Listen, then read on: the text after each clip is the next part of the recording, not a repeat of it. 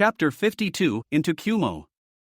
Hokage's office. What a beautiful day, Tsunade murmured to herself as she began her daily work in the office. She had Jiraiya back in town for the next foreseeable weeks. The Uchiha clan strike had no repercussions whatsoever, and it was a sunny day to end it all. If not for the amount of paperwork already standing in front of her, it would have been one perfect day. Tsunadesima Shizen said, making Tsunade raise her head. You have a message from Kumo, Shizen said, and Tsunade raised an eyebrow. Interesting, Tsunade thought to herself, chuckling as she read the letter. I shouldn't be surprised in the end. It's been almost 20 years since the Third Great War ended. Tsunade hummed in confusion as she saw small specks of dust fall from the ceiling. She started feeling some vibrations and looked at her cup to see some ripples in her morning sake. Suddenly, her office started shaking to the point she had to secure herself with chakra to avoid falling from the chair. What the hell? Tsunade asked to no one in her confusion. Konoha wasn't in any active fault line, so why would an earthquake appear all of a sudden? Tsunade quickly ran to her window and was met with shock when she gazed at the horizon. A swirling black sphere appeared on the horizon, drawing everything to it. The wind, trees, and even clouds seemed to shift and spiral around it. Hokage Sayama Some Chun-nin burst through the door yelling at his leader, but she was already gone. Are they going all out? Tsunade thought to herself as he ran towards the training ground. She had to put an end to it, and fast. Moments earlier, Training Ground Zero clang. Clang. Sounds of metal clashing with other metal rang through the battlegrounds. In the middle of the Training Ground Zero, two shinobi were clashing with unprecedented fierceness. Neither one willing to forfeit or back down. The Training Ground Zero, one of the most recluses of the training grounds, reserved only for high-level training and clashes, whose access was granted only by the Hokage's direct order. Senpu, Sage Arts, Hashirama started, and green marks started appearing on his face. The marks formed a loop around his eyes going into his cheeks, and they had two concentric circles on his forehead. Hashirama's eyes turned to golden ones and felt like they were radiating power. Mokuton Hijitsu, Hashirama said as he did the snake hand seal, and the ground started shaking. Hashirama looked towards Naruto, who was also building up chakra for his own jutsu.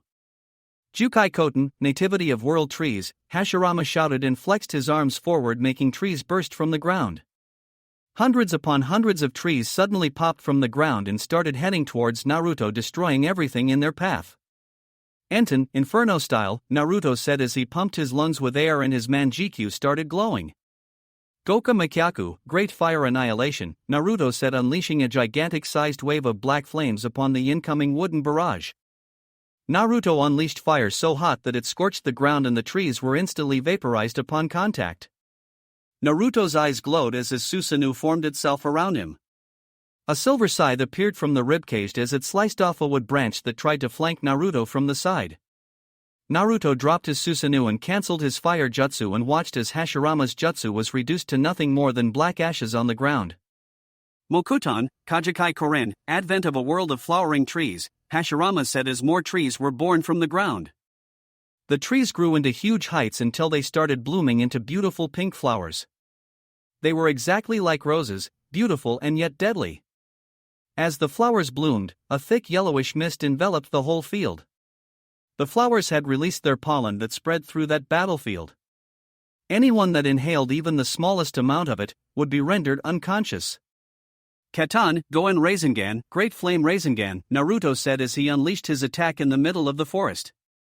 Hashirama was forced to jump into safety as the ground around him erupted in a maelstrom of fire. A tornado of fire raged in the training grounds, unleashing scorching winds and vaporizing everything around it.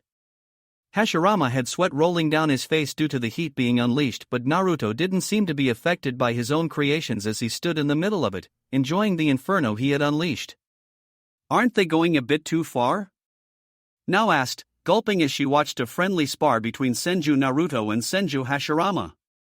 Tobirama, Minato, Kushina, Mito, Hinata, Itachi, and now we're all watching the clash of both powerhouses safely behind a barrier. Although if the battle were to escalate, not even the barrier could stand in their way. Well, Tobirama started, bringing his hand to his chin. Hashirama is pissed about Naruto's choice to eliminate the Uchiha clan, Tobirama said, and Itachi sighed. Yasaka no Magatama Naruto said as his Susanoo evolved from the base rib cage and into a more built form, a form worthy of a warrior. Several ethereal beads formed between the Susanoo's arms and were hurled towards Hashirama at high speeds. Mokuton, Hobi no Jutsu, wood expulsion, Hashirama said as a dragon-faced dome rose from the ground around him. Hashirama's wooden dome creaked as the beads dug themselves within the wood. Even thought they were thrown with impressive speed, Hashirama's jutsu managed to block them.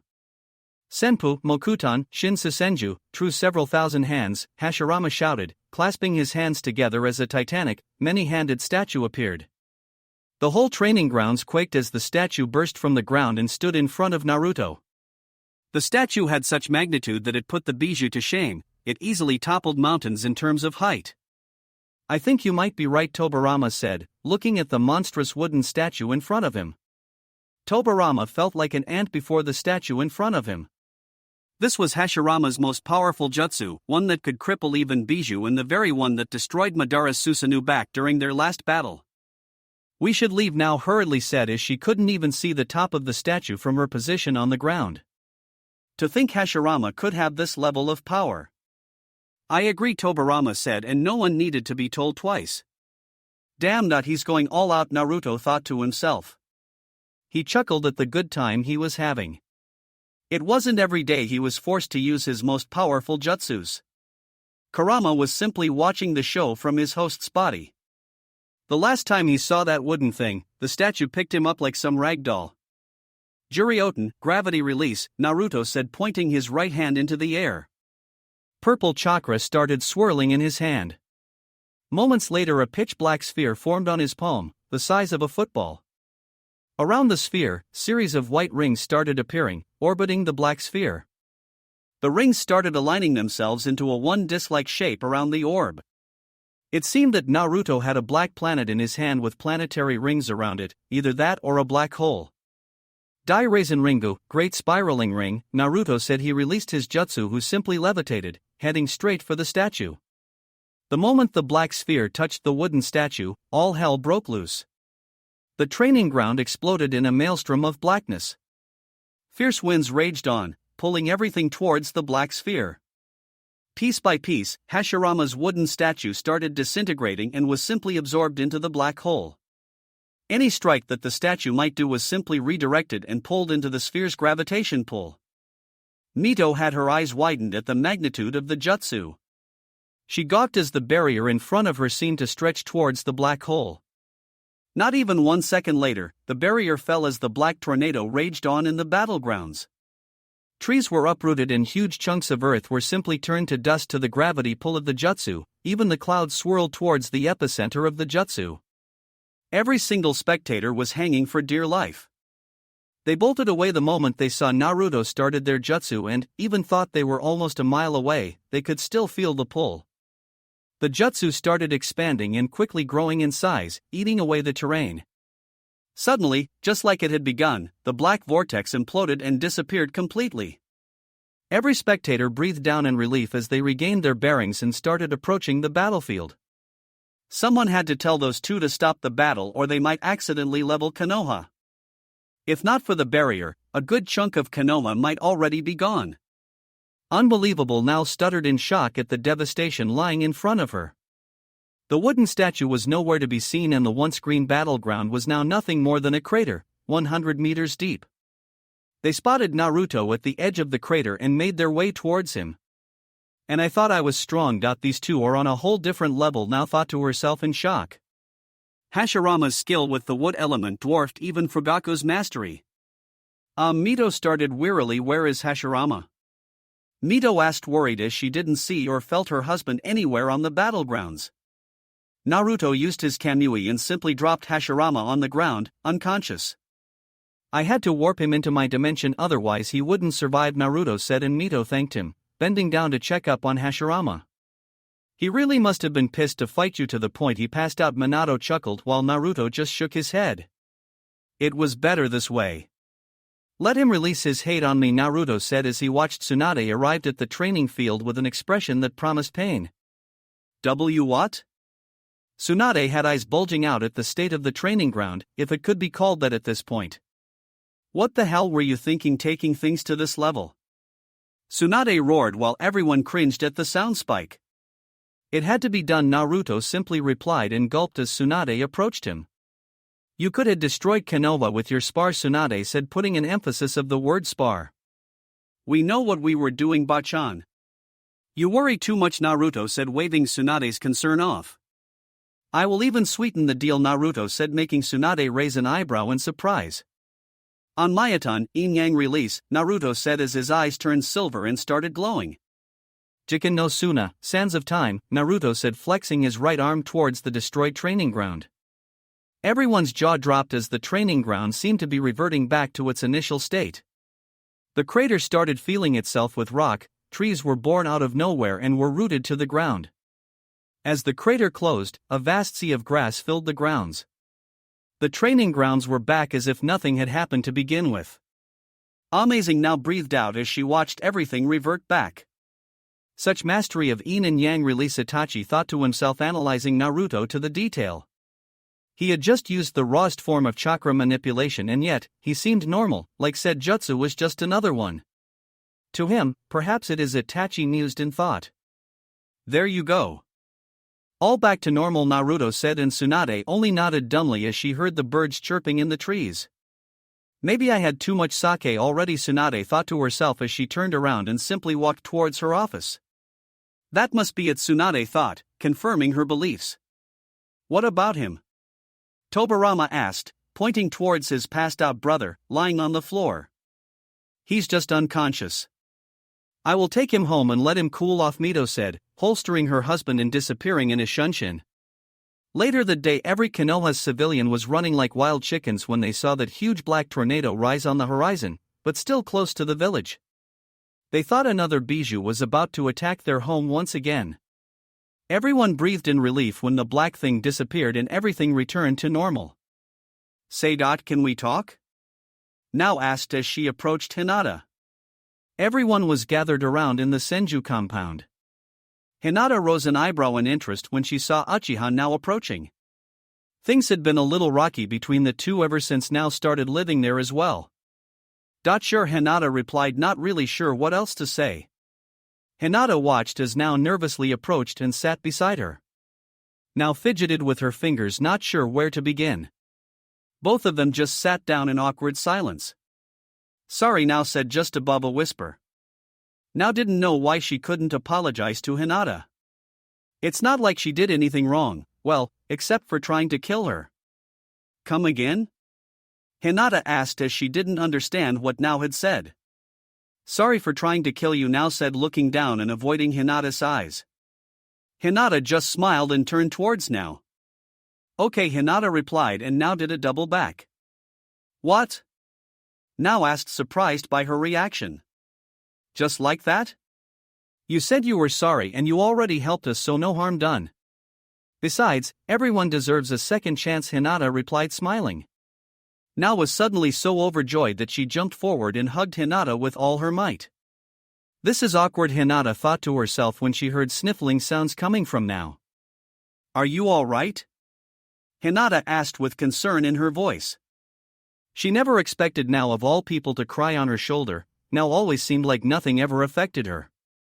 Yizda, thank you, Now said, breaking the hug and cleaning her red and puffy eyes. It's just my life was a nightmare ever since I was born. My parents died when I was still young. I was only 4 years old and I can barely remember their faces. My sister did the best she could to take care of me, but it wasn't the same, Now began, looking at the ground while Hinata just listened. I didn't want to let them down and I just trained and trained to be the best, to make them proud. I never had any friends at the academy since I was so engrossed on being a shinobi. The only kid that would even come close to me was Itachikan. I was overjoyed when we both graduated from the academy at the same time and got into the same team together, Now said, smiling fondly at her memories. We both belonged to the Uchiha clan, but I only met him at the academy. He was the son of the clan head and I was just another random Uchiha. I walked through the compound's walls and I felt like I was invisible to everyone else. No one seemed to care about me. Yet, Itachi treated me like a normal person. Those 3 years were the best I ever had. I finally had a friend in Itachi. He always kept to himself, but I managed to get a few smiles from him from time to time now said, and Hinata chuckled softly. We grew like friends and rivals at the same time. We both wanted to grow strong and we pushed each other, sparring almost daily. Eventually we took the Chunin exams together and we both aced it. The bastard managed to win against me in the last round, thought I left him with a few good bruises now said pouting softly. Then everything went downside again. Itachi was recruited into ANBU 6 months later and I was left all alone again. My sister was often on long-term missions and I did what I did best. I drowned myself in training once again. The years went by and eventually I was promoted to Jounin. Sometimes I caught glimpses of Itachi at the compound, but for some reason he always disappeared, like he wanted to push me away. I only understood why he did it when Fugaku told us the plan of escape Konoha. Itachi had been keeping his distance from me so he could more easily do his mission. Every member of the clan was replaced by a clone and I watched as Itachi slaughtered everyone. He was branded as a traitor and left Konoha to live as a missing shinobi. I could clearly see the pain he was in when he finished his deed. I wanted to find him and tell him that he didn't kill anyone, but Fugaku never let me. Just 2 years after we left Konoha, my sister died and I was left completely alone. Even worse is that we were in the middle of the civil war in Kiri. A war that Fugaku himself had started to weaken the Mist Village. I was alone for years. Going on missions after missions, coming home exhausted only to fall asleep immediately. The next day, another mission would be ready for me to take. I kept doing missions and I grew stronger as my eyes developed, awakening new powers. Until I was given that mission in Kiri where I met you now said sighing. It was just another mission for me. One of so many I had already did before. But I lost now chuckled. That was my wake-up call. You opened my eyes and I began training once again in the hopes we would meet again and I could repay the favor. After the whole Kiri fiasco, the Uchiha clan was forced out of Kiri with the rebels taking control over the village. We were relocated and a few weeks later I was given another mission. To blow up Konoha's academy and kill everyone inside now said, and Hinata gasped. I did come to Konoha to do the mission now said, and Hinata was shocked that now would even consider such thing. We even crossed paths in the middle of the street now chuckled slowly, and Hinata remembered that event when she had felt some familiar chakra. I infiltrated the academy and was walking through the halls when I heard someone named Irika giving a lecture on the Hino-ishi, Will of Fire, now said, and Hinata chuckled inwardly. Of course it had to be Irika lecturing the Will of Fire. He said that everyone in Konoha was like a big family. Everyone took care and protected each other. I wanted to believe in that so much since I never had nothing like that after my parents died. I chose not to complete the mission and returned to give Fugaku the news. It was then that I learned that it was him that killed my sister now said gritting her teeth. I thought my sister died when we swapped eyes and I blamed myself for it. I wanted power so much that I forced my sister to trade eyes and she paid the price. But it was Fugaku all along. He killed her because she wouldn't follow his orders anymore. I got so mad. Fugaku had taken the last person I had in my life. I fought him to avenge my sister, but I was defeated and left to die. But Itachi of all people found me and brought me here. To my new home now said smiling. 2. Just don't want to be alone anymore now said, and Hinata quickly hugged her again. We are not alone anymore Nayakan Hinata said as now's eyes began watering again. You have a new family now and you have Itachi back again Hinata said, and both split apart. Thank you now said smiling. Now gave her a real smile, like she hadn't smiled like that in years. Say Hinata began and now focused on her. Have you confessed to Itachi yet? Hinata asked and now blushed, looking away. Hinata just giggled at her newest friend, easing the ambient. And no now stuttered out her answer. Why not? Hinata asked confused. What if he doesn't like me? Now asked slowly. She couldn't handle rejection right now.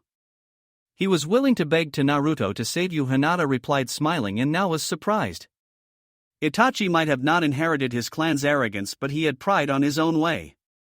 And for him to be willing to beg so that she be saved. You think he likes me?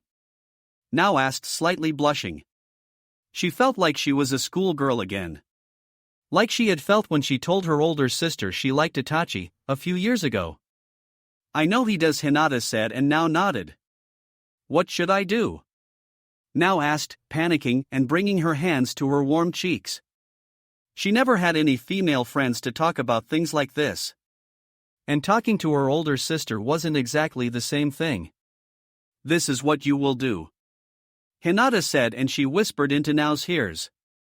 With Naruto and Itachi were eating peacefully together at the kitchen when Itachi suddenly shivered.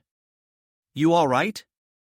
Naruto asked when he noticed Itachi suddenly shift uncomfortably in his chair. "I feel like something bad is about to happen," Itachi said, making Naruto raise an eyebrow. Suddenly the kitchen's door opened and both Hinata and Nao walked in, giggling like crazy. That can't be a good thing, both Naruto and Itachi thought to themselves, gulping as they watched the two girls approach. "Up, boys," Hinata said, and both Naruto and Itachi rose from the table.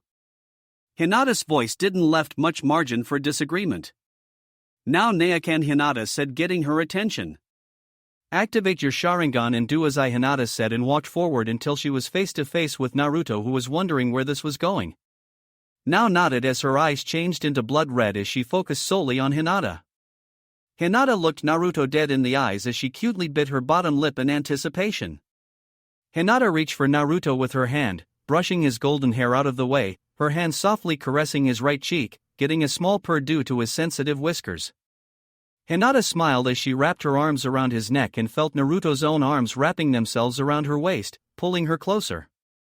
Hinata could feel his hot breath, they were but an inch apart. "Of course, ramen," Hinata thought to herself, smelling his breath. She leaned in, closer and closer until their lips grazed together. Hinata looked Naruto in the eyes as she closed her own. She leaned in firmly yet seductively and their lips met. Hinata could feel Naruto's quick inhale, pulling air from her lungs. Naruto pulled her closer, holding her tightly, feeling the race of her heart, the softness of her lips and her intoxicating smell. Hinata had completely forgotten about Nao as both of them were in their own world.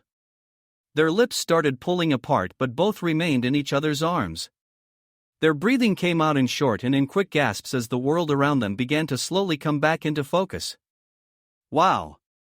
Naruto breathed out while Hinata just hummed in his chest, until she remembered the purpose of all of this. Cough, Hinata cleared her throat, trying to clear the ambient after such public display of affection. Thumb, both Uchihas fell to the floor with a small trail of blood on their noses. "Those two are made for each other," Naruto replied, chuckling.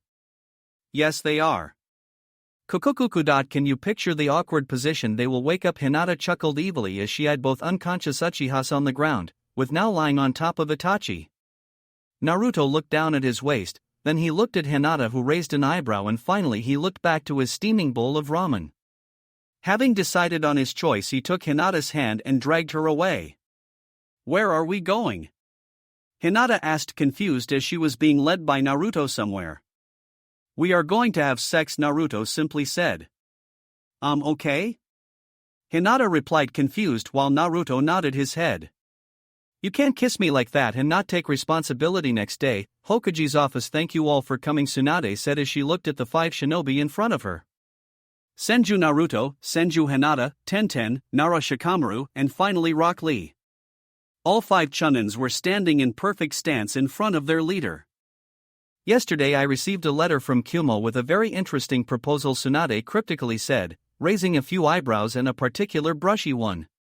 "Kumo sent us a letter inviting us for the Jounin exams as they decided to host them," Tsunade said, and Naruto was surprised.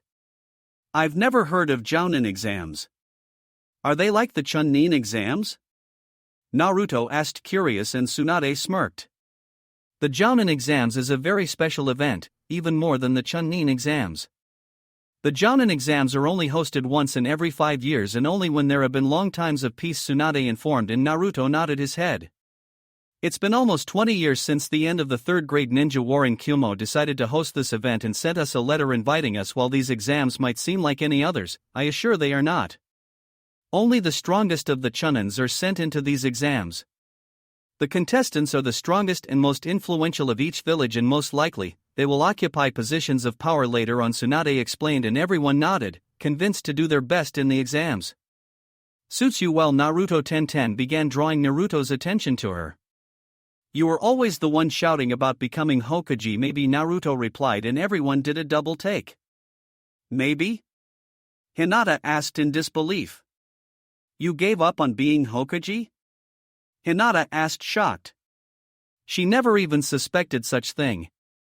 Not gave up per se, I just realized the truth. Naruto began, and everyone listened. At first I wanted to be Hokage so that everyone would acknowledge me, but I already have that. Then I wanted to be Hokage to protect the whole village, and I realized the truth when I went to the mist.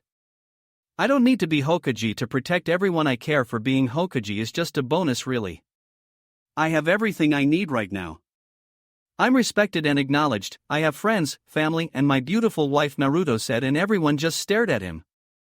What happened to the blonde loud mouth that always shouted about being Hokage back at the academy? What do you know? The brat is growing up. Tsunade smiled to herself. Hinata smiled since she felt the exact same way. After being expelled from her clan, she gained her mother back, a new family, and now she had her husband. My husband, Hinata thought to herself, giggling in her mind and bringing her hands to her cheeks in her mind. Anyway, I chose 2 3-man teams. First team will be Tenten, Rock Lee, and Nara Shikamaru, and the last team with Senju Naruto, Senju Hinata, and a third member who will be arriving shortly, Tsunade explained. YOSH. I shall show Kumo the flames of youth, Lee suddenly shouted with fire burning in his eyes. Naruto-kun, I challenge you, Lee roared, pumping his fists and making Naruto take a step back. How about? No, Naruto said. Damn you, Naruto-kun, in your hip ways, Lee said, crying anime tears. Everyone just chuckled at their antics. Troublesome, Shikamaru muttered beneath his breath. So our third member is Shinnekin? Hinata asked, but Tsunade shook her head in denial. I offered him the chance to participate and bring back Team 8, but he's busy with his clan, Tsunade said, and Hinata nodded. It was a shame, it had been a while since she has seen Shino. Only us? Naruto rhetorically asked. I thought more of our age group would want to participate, Naruto said in retrospect. Niji is already a jounin, so he was already out. Temari, Kankuro, and Ino became full-time apprentices under Enko and Ibiki in the interrogation and torture department. Gaara said something about working with Fu and their bijus. Choji, Kiba, and Shino were busy with their clans. You were all that remained, Tsunade explained, putting down the sheets. Don't worry, Bachan. We will kick some ass, Naruto said, giving her a thumbs up and making her shake her head. Shikamaru, Tenten, Lee, you are dismissed. Naruken and Hinataken, you stay and wait for the third member, Tsunade said, making Naruto glare at her. He could hear Tenten giggling all the way out at Naruto's nickname. When Naruto was alone in the office with Tsunade and Hinata, he turned to his grandmother. You have any more intel on the Akatsuki movements? Naruto asked. He felt the Umbu's chakra signature, and they were ones he trusted. Jiraiya has his spy network after their members, but they are hard to track down. They are all rank shinobi, you know? Tsunade asked, and Naruto nodded, sighing. They already have 5 of the 9 bijus. Only the Hachibi from Kumo, me, Gaara, and Fu remain, Naruto said, and Tsunade raised an eyebrow. How do you know that? Tsunade asked, curious. I'm connected to the statue and I can feel their chakra inside it. I would summon the statue and release them, but I want to destroy their Rinnegan first, Naruto explained, and Tsunade nodded. They will have to wait, Tsunade said, until she remembered something. About your new teammate, Tsunade began getting the attention of both Naruto and Hinata. Keep an eye on him, Tsunade advised, and both of them were surprised by such expression. Why? Naruto wondered. He's from Root. He was appointed by Danzo to, and I quote, protect the Senju heir and Kyubi Jinchuriki at all costs, Tsunade said. Interesting, Naruto hummed, scratching his chin. Danzo knows I can handle myself, Naruto said. I wonder what you are up to now, Naruto added, thinking about the one-eyed mummy. Knock knock, enter, Tsunade said, raising from her chair as the door opened. Both Naruto and Hinata turned around to see what would be the third member of their team to the Jounin exams. He had short, black hair, and black eyes which contrast with his very pale skin. He carried a small backpack with his brush, scrolls, and ninja ink in it. He wore a short black jacket with red straps. He also carried a tipless tanto on his back. The rest of his outfit consisted of a high-collared midriff shirt, black pants, shinobi sandals and gloves with his index and thumb fingers exposed, most likely to facilitate the use of his drawing-based techniques. "Welcome," Sai Tsunade said, greeting the newcomer and approaching him. "This is my grandson Naruken and my apprentice Hinataken Tsunade," and Naruto's eyes twitched at his name once again. It seemed that he would live with him to the rest of his life. Sai walked in with a neutral face, without a care in the world. "Hokage-sama, Senju-sama, Hinata-sama," Sai said, slightly bowing his head. Nothing of that. Saiken Hinata waved off the formal greetings, getting a smile from the boy. "Pleasure to meet you," Sai said, shaking Hinata's open hand. Oddly, everything froze after that comment. Even the handshaking motion came to a halt as everyone blinked to try and come up with another possible and logic word that might have been mistaken for. In the end, no one thought of any plausible alternative and Hinata immediately retracted his hand. "On second thought, Hinata-sama seems good," Hinata replied with her eyes twitching, while Naruto on the other hand was trying to suppress a laugh, much to her irritation. "You're lucky she isn't violent, otherwise you would already be buried," Naruto thought to himself, chuckling. "And of course the Senju heir." "A pleasure," Sai said, shaking Naruto's hand as well. Dickless, now Hinata wasn't violent, but Naruto did have short fuse. Naruto's eyes twitched as his Sharingan almost came to life. Sai Tsunade called, making him turn and give her the same smile. "Do you want to die?" Tsunade rhetorically asked. "Because that is how you die," Tsunade said, nodding her head while Hinata held Naruto back from frying Sai. "Now that the introductions are over," Tsunade said, chuckling weakly, with Naruto and Hinata giving Sai side looks. "The exams are in 2 weeks. I will have blue and green as your Jonin senseis to the exams," Tsunade said, and threw Naruto a knowing look. With the Akatsuki out there, a wondering Jinchuriki was like a free piece of meat. Although Naruto could take care of himself.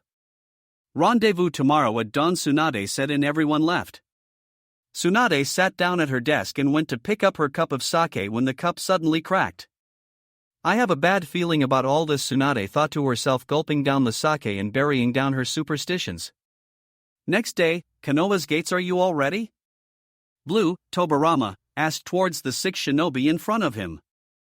Hinata, Naruto and Sai formed one team while Shikamaru, Lee and Tenten were the other one. Accompanying the two teams was the Blue Dragon, Tobirama, and the Green Dragon, Hashirama. "And you are?" Tenten asked the masked man. "I will be acting as your Jonin sensei during the exams while Blue takes Naruto's team," Green replied. "What is up with the mask?" Tenten asked, suspicious. "The mask serves its purpose. Our identity is in class secret, only known to the Hokage and our group," Blue explained, and Tenten hummed and thought. "I heard about the Dragons of Konoha. They are supposed to be this elite group that takes only the most dangerous and difficult missions for our village. They report only to the Hokage," Tenten said. "Troublesome. Just ask Naruto. He's the leader of the group and one of the highest ranking officers in the village, even higher than the Umbu commander." Shikamaru explained, making Tenten eyes pop in surprise. Her neck snapped towards Naruto so fast that it nearly broke. "Is he serious?" Tenten asked, pointing towards Naruto with her arms shaking. "He is," Naruto simply replied. Naruto flexed his arms around his silver armor. On his back was his trusted fan, and on his Kamui dimension, his staff. On his wrists, several storage seals with kunais, shuriken. The works. In fact, both Naruto and Hinata were in their standard dragon uniform. You may say that they grew attached to it as it provides so much more armor than regular chainmail. "So, who is Blue?" Tenten asked. "Sorry, Tenten, class secret," Naruto replied, and Tenten pouted. Whistle. Blue placed 2 fingers on his mouth and took a deep breath. Blue unleashed a loud whistle that rang across the gates of Konoha and high into the skies. RAWR4's dragons suddenly dropped from the cloud banks and plummeted towards the ground in neck-breaking speeds. As they arrived near the ground, they flapped their wings, creating a cloud of dust and blocking everyone's view. They landed on their respective owners' shoulders. "You called?" Blue Dragon asked. Tenten's jaw dropped at the creature standing on his shoulder.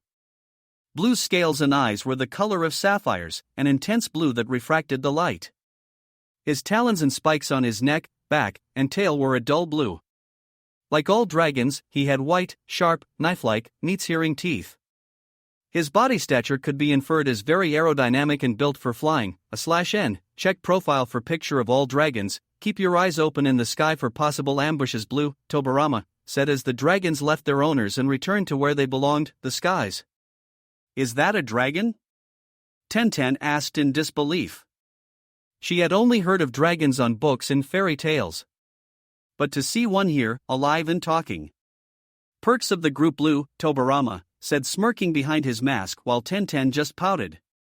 The little thing, although had a feral look, looked adorable to her. Let's get on with this, shall we? Green, Hashirama, grumbled as everyone nodded and left the gates, walking towards Kumo, where the Jounin exams would take place. Danzasama will want to know about this, Sai thought to himself, watching the dragons disappear in the sky. Middle of the road, still grumpy about it? Naruto asked towards Green, who remained silent, making Naruto sigh towards him. He didn't know what else to do. Sure, Hashirama was angry at Naruto's decision to wipe out the Uchiha clan, but he should have understood. I don't understand why you had to wipe out the whole clan, Green said, looking at the sky. I wasn't even a battle to begin with, it was a slaughter. Maybe you are too blind to see it. Blue, Tobirama, said, making Green, Hashirama, turn towards his younger brother. You grew up with Madara as a brother of sorts. Maybe you are too close to his clan to make the right calls, and we both know that has cost us back in the days, Blue said while Green sighed. Madara? Shikamaru thought to himself, now paying attention to the conversation.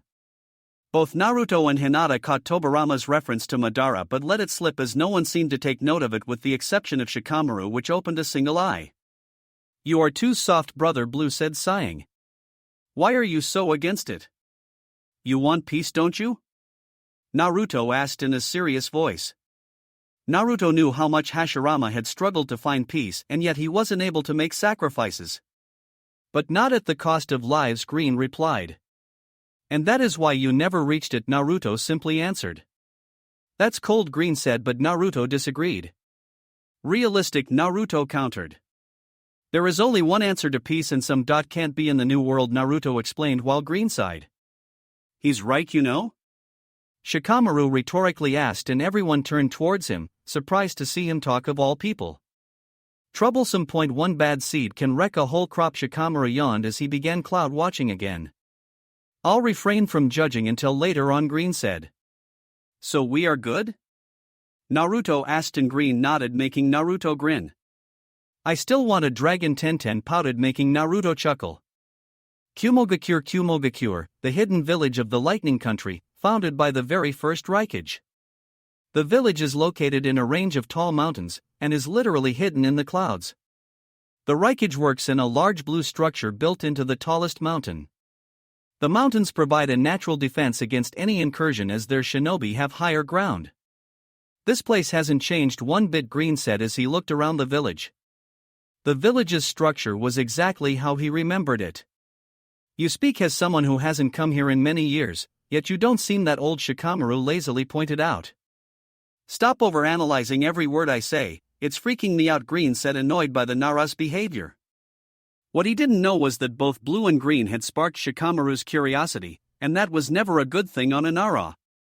Hi, Shikamaru waved him off as he yawned loudly. Damn kids, Green thought to himself, crossing his arms in surrender. Yosh, Lee yelled with fire in his eyes.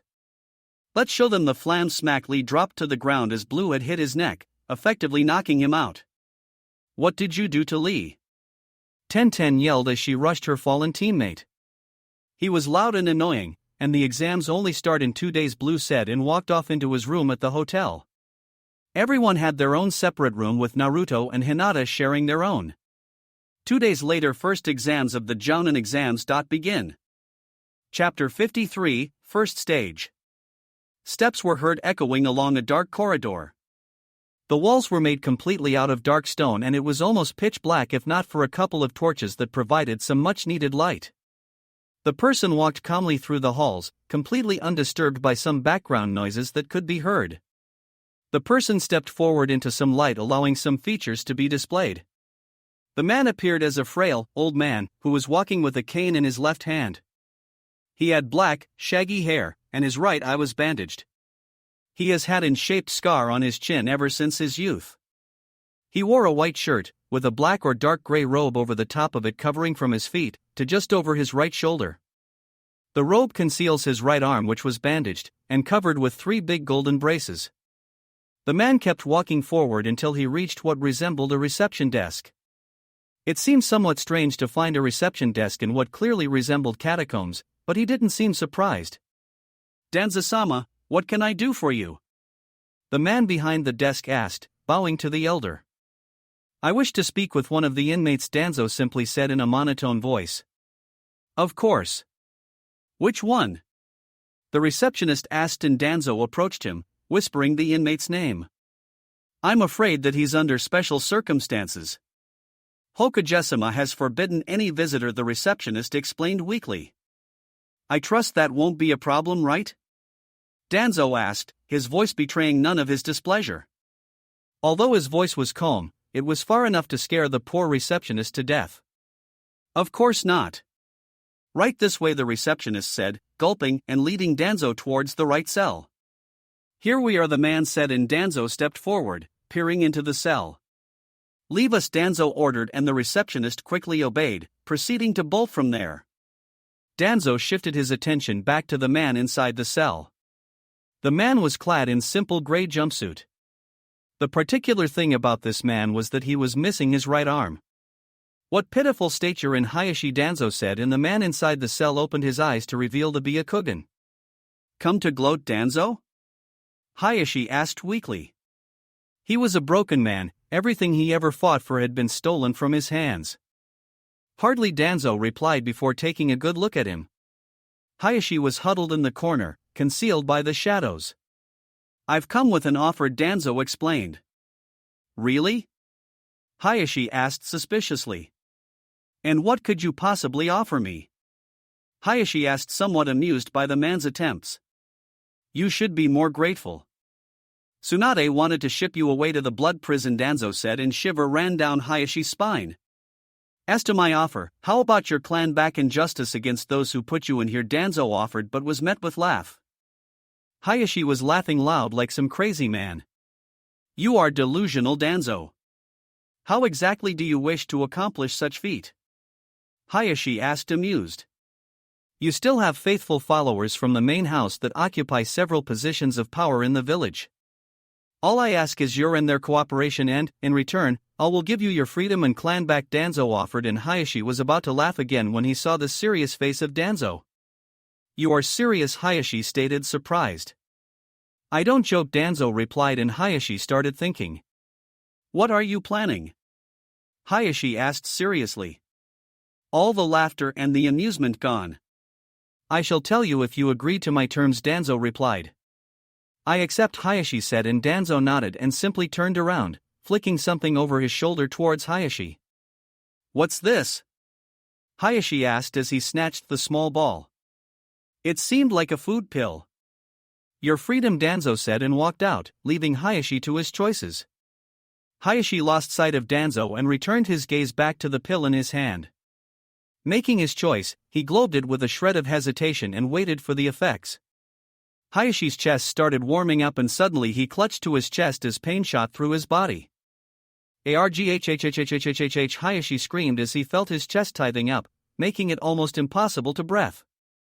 Several guards rushed towards Hayashi's cell, but they were too late and simply found him lying on the ground, completely unmoving.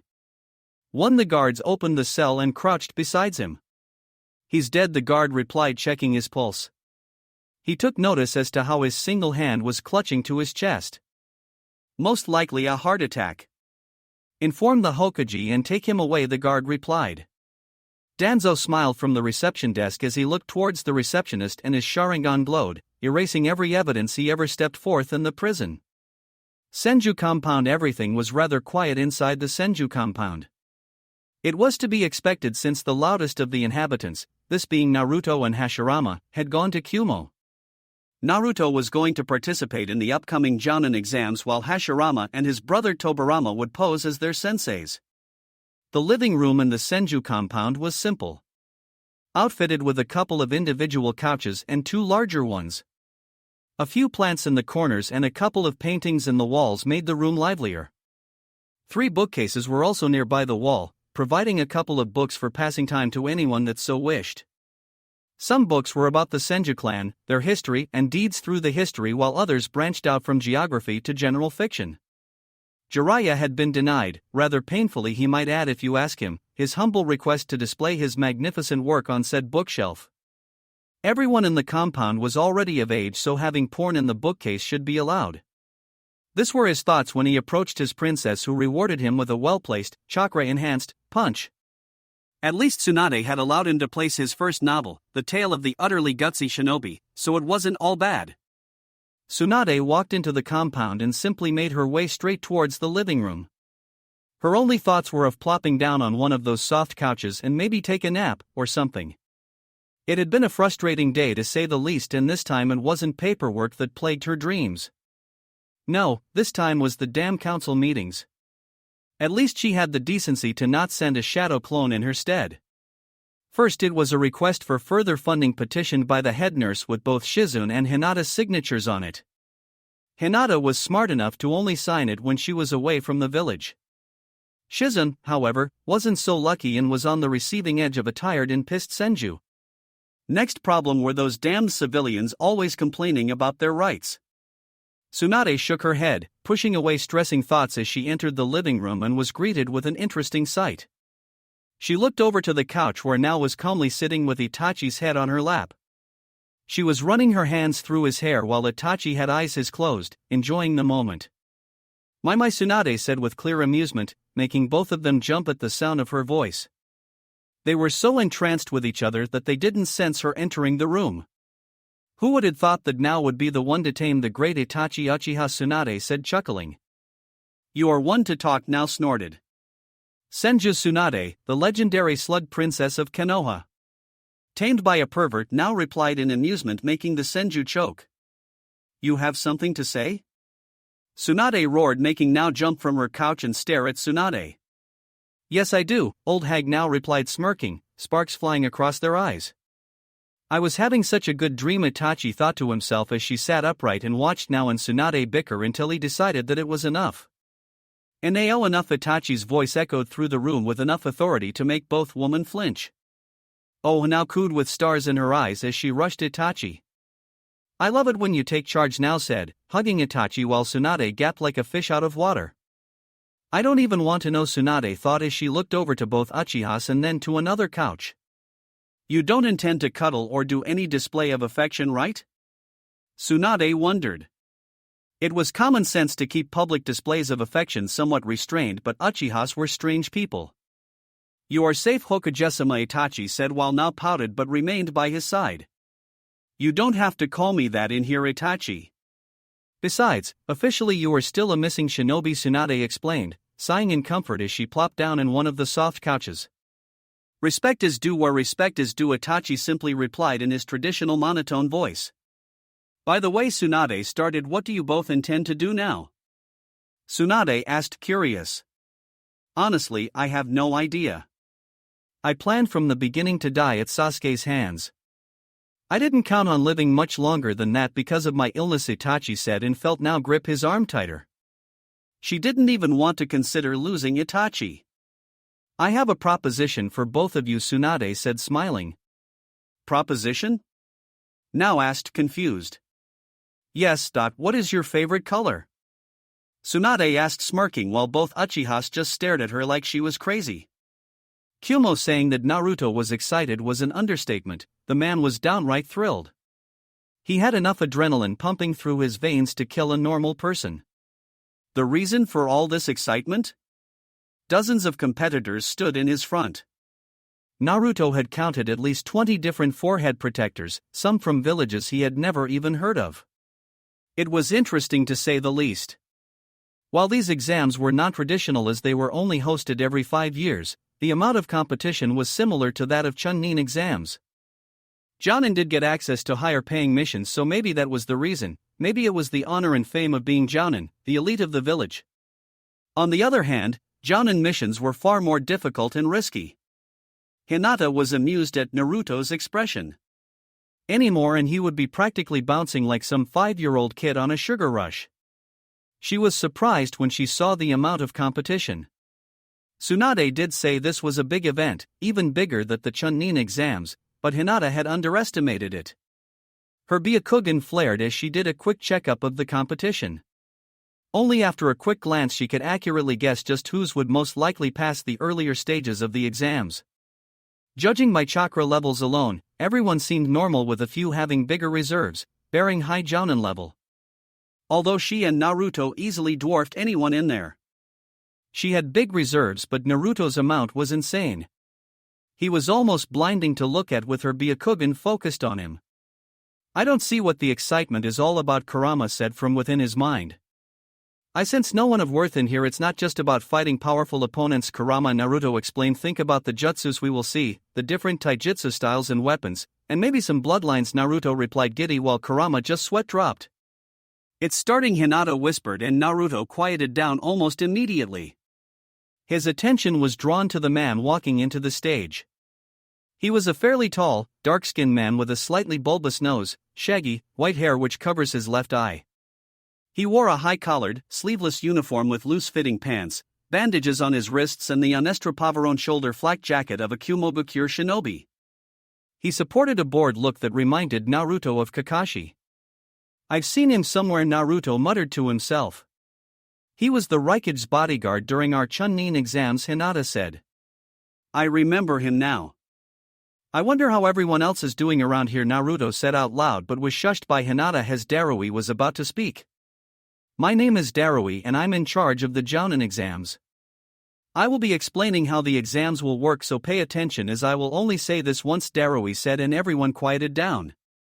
Much like the Chunin exams, these exams will be divided into 3 sections.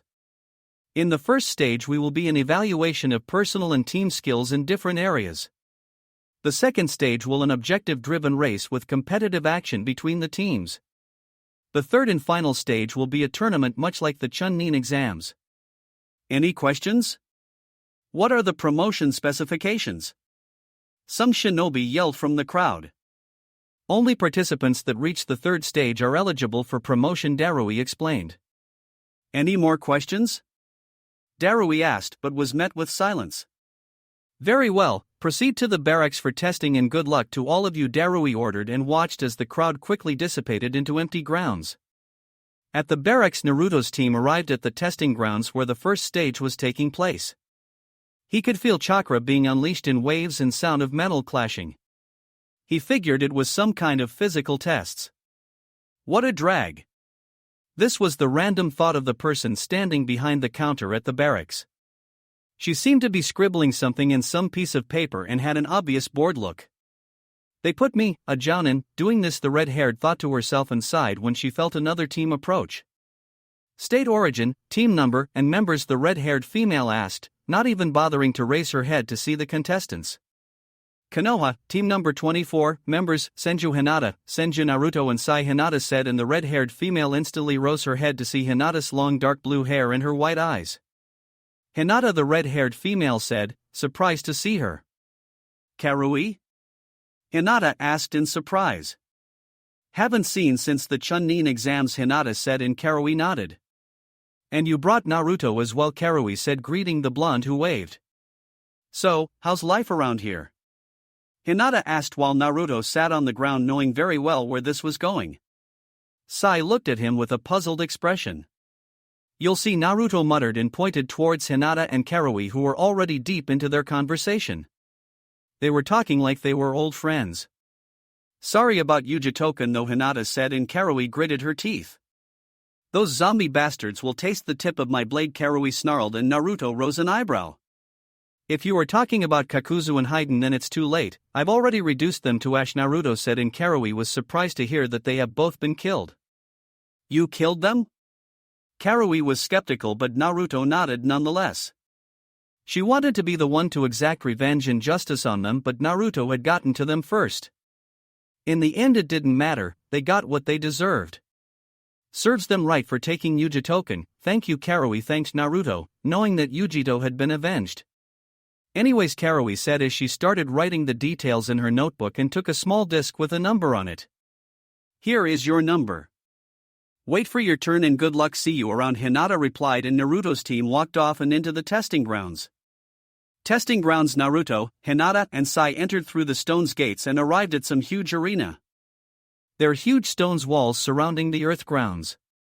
To Naruto's left there was what seemed to an obstacle course. Behind that was a small forest, and Naruto coursed tons of booby traps spread all around the trees and ground. Welcome, the examiner said as the three contents stopped near him. The first stage of these exams consists of an advanced obstacle course, testing you in speed and strength. Additionally, you will be tested in taijutsu, genjutsu, ninjutsu, and any other categories you choose for additional points. The final part will be a team exercise which consists in infiltrating an outpost located in that forest, the examiner explained, pointing towards the small forest not too far away. Teams with highest points will proceed to the second stage. Sounds simple enough, Hinata said, and Naruto nodded. Which additional categories are available? Sai asked with his smiling face, which seemed to scare the crap out of the examiner. Anything really. I myself am well versed in taijutsu, ninjutsu, and genjutsu. Any other categories will be tested by my comrades, the examiner explained, and Sai nodded. Senju Naruto, the examiner called, and Naruto stepped forward. Your objective is to go through the obstacle course, collect a small flag at the end and return as fast as you can. Jutsus and or chakra enhancement are strictly forbidden. A censor is monitoring these evaluations and any infraction means instant failure of the exams, understood? The examiner warned and Naruto nodded. When you're ready, the examiner said, and Naruto stepped into the line. He did a quick overlook of the obstacle course and seemed pretty straightforward. Naruto bent slightly forward, bending his knees and waiting for the examiner's signal. He shifted his attention to some blonde-haired shinobi on the right side with his eyes closed and making ram seal. Start, the examiner said. When the sound of timer's button hit Naruto's ears, he shot forward, leaving a dust trail behind. A split second after start and Naruto had already arrived at the first obstacle, a simple wooden horizontal bar, raised 1.5 meters from the ground and followed by 3 more in quick succession. Naruto jumped forward, like a lion pouncing on his target. He placed both hands in the wooden bar for support. He coiled his arms and propelled forward using his arms. Having calculated the required amount of strength, he landed right past the 4 wooden bars, concluding the first obstacle in a single movement. Time, 1. 5 seconds. Naruto didn't raise to his proper height before landing. He coiled himself again and blurred forward. His armor cringing, its metals plates flapping together with each step he took. Naruto raised his head slightly as he spotted his next obstacle, a solid, 10 feet high wooden wall that he assumed he had to climb. Naruto made a small push and jumped far enough for his right hand to latch itself at the top. The examiner's jaw dropped when Naruto lifted himself up with a single arm. Even the censor was surprised by the amount of strength displayed. Raising himself completely from the air, with a single arm and without proper grip, was nothing too easy to accomplish. Naruto grinned as he landed on the other side of the wall and proceeded. Time, 3 seconds. Naruto arrived at some vertical ladders, but these were made of rope instead of solid wood. Not thinking much about it, Naruto jumped as high as he could and latched himself into the ropes, proceeding to climb up without any difficulties. His coordination was perfect. Time, 6 seconds. As Naruto arrived at the top, he spotted long, circular wooden beams, almost as large as tree trunks, leading down into the ground level. Naruto carefully analyzed the round and slippery surface, and any slip-up would mean falling hard into the ground. Having this in his mind, he quickly ran down and arrived at the final obstacle. The final obstacle was nothing but a single rope that Naruto had to climb vertically. Naruto jumped into the rope and began to easily climb it up. He was certainly strong enough to lift his own body weight with a single hand. He arrived at the top and snatched the flag he needed before sliding down the rope and landing on the ground. Time, 7. 8 seconds. With the flag in his position, the final piece of this obstacle course was a simple race to the point of origin, without needing to go through the obstacles again. Naruto bent and shot forward, leaving a cloud of dust. Every step he took, the ground would crack from the strength he put behind each step. Naruto didn't stop near the examiner and simply continued running at full speed, until he crossed the examiner. He came to halt, leaving the dust trail behind him as he finished the obstacle course. Cough cough, the examiner waved his hands wildly to clear the dust cloud. Final time, 9.5 seconds. Congratulations Naruto-san, you just moved to the second spot, the examiner said, pointing towards the electronic board, where Naruto's name ranked second in the obstacle course with 9.5 seconds, only surpassed by Rock Lee with 8 seconds. Can't say I'm surprised. The guy is insane with his workout, Naruto thought to himself. Looks like hard work does beat a genius, Naruto chuckled out loud. I don't see the genius, Hinata said with a straight face. Hinata and Naruto whined while Hinata giggled at his antics. Sai simply observed the interaction between the couple. They certainly weren't your usual married couple. Sai, Naruto said, and Sai turned to Naruto, making a shiver run up his spine. Enough with that smile, it's freaking me out. It feels like you are going to kill me in my sleep, Naruto said, and Sai dropped and smiled, getting a neutral face. Naruto sighed somewhat and walked to the examiner's side and allowed Sai and Hinata to take their turn. Hinata did her best but had the downside of most of her strength being by chakra enhancement. Still, she managed to easily secure 5th spot with Sai taking the 10th place. Having completed the first exam of the first stage, the examiner led them towards some testing dummies for the taijutsu test. Second part of this exam is to go through the dummies, while performing your taijutsu katas as fast as you can. State your taijutsu style for reference, the examiner said, and Hinata stepped forward this time. Gentle fist taijutsu style, Hinata said, and the examiner happily wrote it down, stepping aside as Hinata stepped forward. She looked around them, counting around 5 dummies who were about to receive a very cruel punishment. Is chakra allowed now? Hinata asked, and the examiner nodded. When you're ready, the examiner said, and clicked on his timer. Hinata disappeared from her position and began running through her katas. She didn't even seem to be touching with dummies. She did her katas with such grace that the proctor almost thought she was dancing. She appeared next to the examiner only a split second later, just in time to see all of the dummies crack at once. They burst into pieces and simply fell to the ground completely destroyed. Nothing bigger than half an arm had remained as the dummies seemed to have been severed in all joints. Amazing, the examiner said while Hinata just smiled at her success.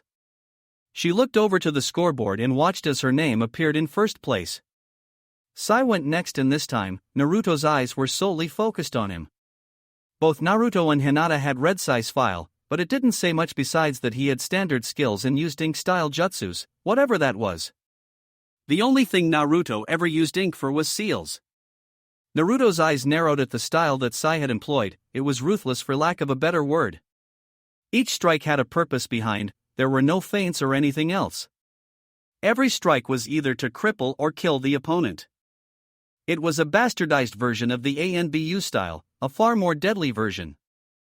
Naruto went next, and, although his style wasn't as refined as Hinata's, he still got the job done, finishing in second. Next portion is Genjutsu, the examiner said, and Naruto nodded, his Sharingan blazing to life. Naruto displayed some of the Genjutsu he knew. It wasn't really his thing. Unlike Itachi, Naruto preferred to attack the enemy's body instead of his mind. The only Genjutsu he had actually even bothered to properly train was the Tsukuyomi so that he could awaken the Susanoo. But that didn't stop him from claiming the first spot as well. Just because he didn't like it, it didn't mean he wasn't good at it. Both Hinata and Sai went next, but they managed to score even lower than Naruto. He didn't blame them though. Genjutsu was such an unpopular area that the few that had decent control were already a threat. I mean, look at Itachi. He can defeat an enemy using only Genjutsu, he doesn't even need to move from his place. Last section of this evaluation before the team exercise is ninjutsu, the examiner said. Finally, the good part arrives, Naruto said, rubbing his hands together while the examiner was tempted to take a step back when he saw the crazy glint in his eyes. And it wasn't the Sharingan he had seen. Yais, the examiner coughed into his hand to suppress his shiver. You need to display a few non-elemental jutsu along with at least 2 natures, the examiner said, and Naruto didn't even give the chance to Hinata or Sai to step forward, he was that excited. What's first? Naruto asked. You decide, the examiner replied, and was surprised when he saw spinning ball of silver chakra in Naruto's hand. Rasengan, Naruto said, and the examiner nodded, writing something about excellent shape manipulation. Shadow clone jutsu, Naruto said, placing his fingers in a T sign. A single clone popped into life. Naruto looked at the examiner and he nodded. Shadow clone explosion. The clone that Naruto created suddenly exploded, ripping a chunk of the ground. Very good. What are your chakra natures? The examiner asked. I have all 5 of them, Naruto said, and the examiner stopped writing to look at Naruto. The examiner blinked as Naruto simply nodded. Anyway. Please perform some jutsus for a nature, the examiner said, and watched as Naruto performed a single horse hand seal. Katan Goka Makyaku, Great Fire Annihilation. A barrage of fire was expunged from Naruto's mouth. It scorched the ground, decimating what little had remained from the previous wooden dummies. Yis. Excellent, the examiner replied weakly after witnessing the devastation. It seems fire nature is good. How about some lightning nature in this time? Keep it below strength, the examiner said, and Naruto shrugged his shoulders but complied anyway. Raiton Rarayuden, Lightning Dragon. Naruto's hands sparkled with blue electricity as a dragon erupted from his palms. The dragon roared before blurring towards Naruto's target and exploded, leaving behind a crater and sparks flying everywhere. Very good, Naruto-san, the examiner said, and Naruto stepped away, looking at the scoreboard where his name had claimed the first spot, and with a very healthy lead above the competition. Hinata went next and claimed the second spot, just a few points behind Naruto. Sai, the examiner called, and Sai stepped forward. Both Naruto and Hinata focused their attention solely on the third members of their team. Sai was an enigma, to say the least. He was always throwing around that creepy smile of his. He never engaged in conversation with them.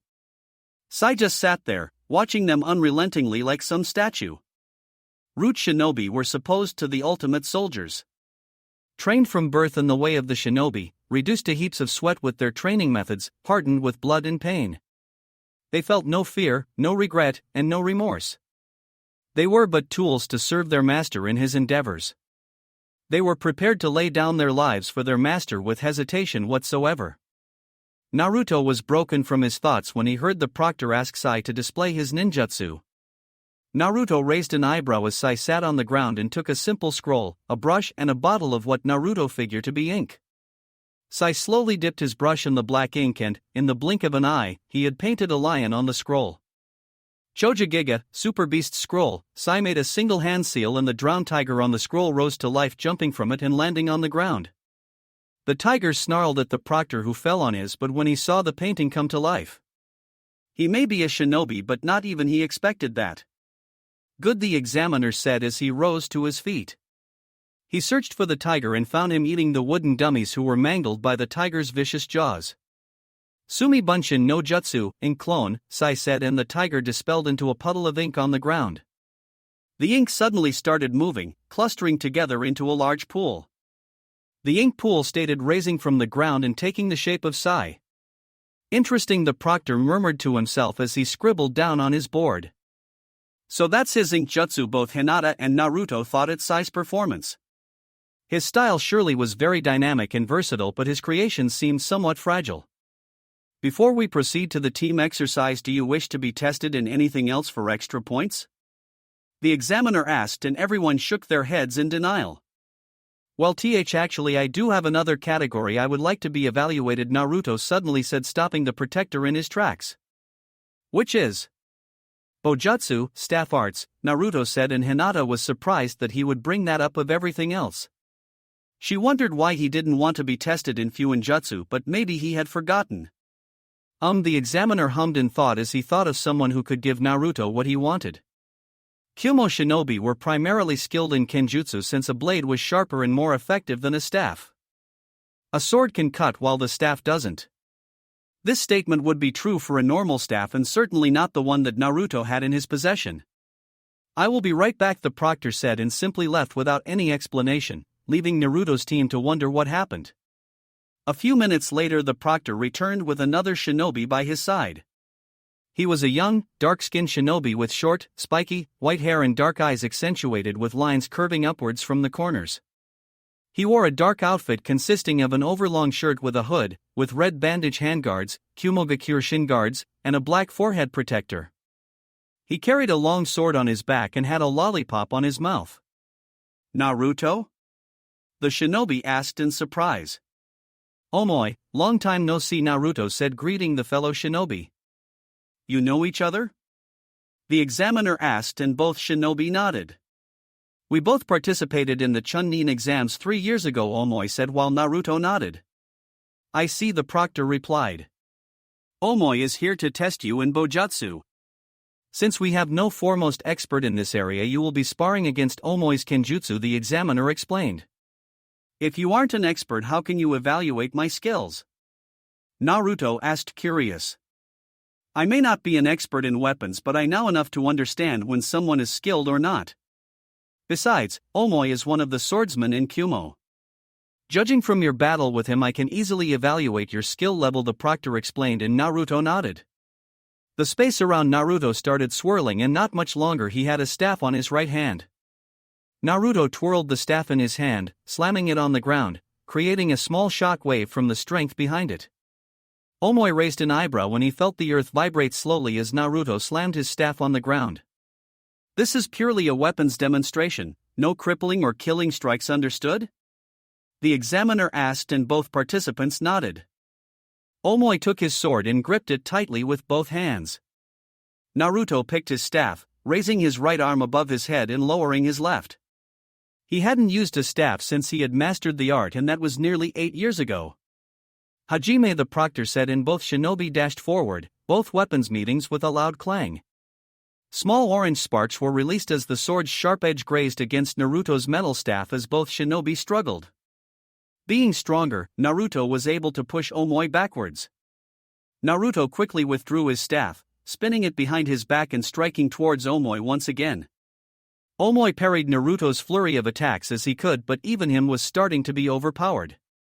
The amounts of attacks and the fluidity at which they came was unreal. Naruto wasn't as rusty as he thought himself to be.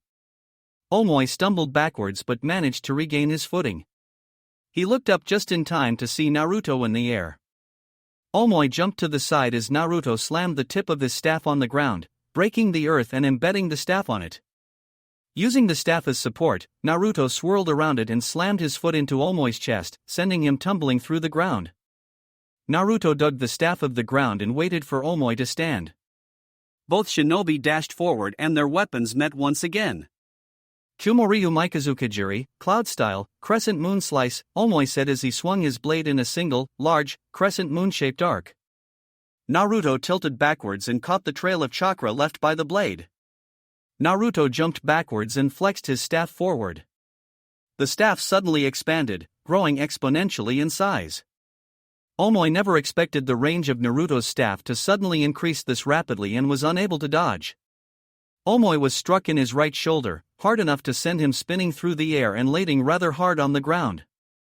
Omoi rose from the ground, breathing hard and clutching to his shoulder in pain.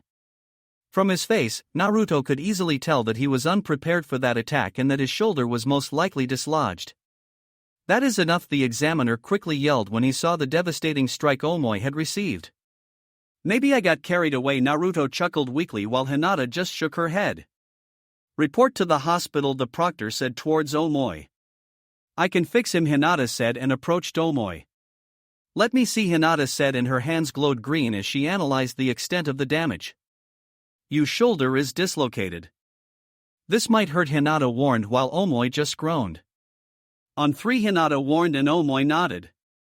1, Hinata said and suddenly pushed his shoulder backwards.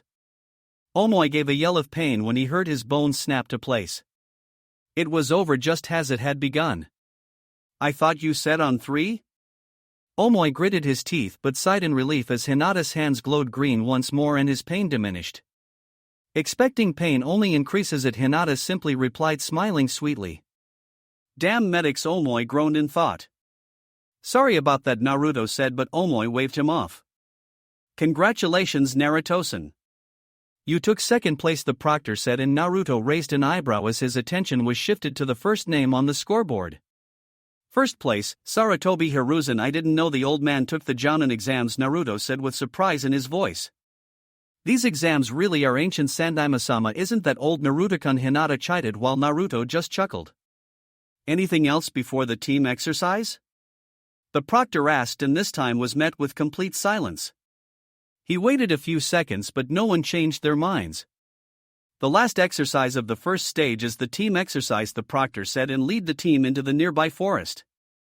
It was a small forest, but a very dense one. It was obviously prepared for this exam. Now the proctor started gathering the attention. The purpose of this exercise is to retrieve a scroll which is located in a small wooden cabin deep within the woods. Along the way there will several traps. Deadly ones, I might add, the proctor warned, and everyone nodded. Once you have the scroll, you will make your way back here. As always, the quicker you do it, the more points you will get awarded. Understood? The proctor asked, and everyone nodded. Do all team members have to participate? Naruto asked, curious. Of course. It's a team exercise after all, the proctor replied, confused, while Naruto smirked. When you are ready, the proctor said, and watched as Naruto's team stood at the edge of the forest. This is what we will do, Naruto said, and gathered both Hinata and Sai. You will both stand guard here while I go get the scroll, Naruto said, and both members blinked at him. I'm sorry? Hinata asked, thinking she might have misheard him. You heard what the proctor said.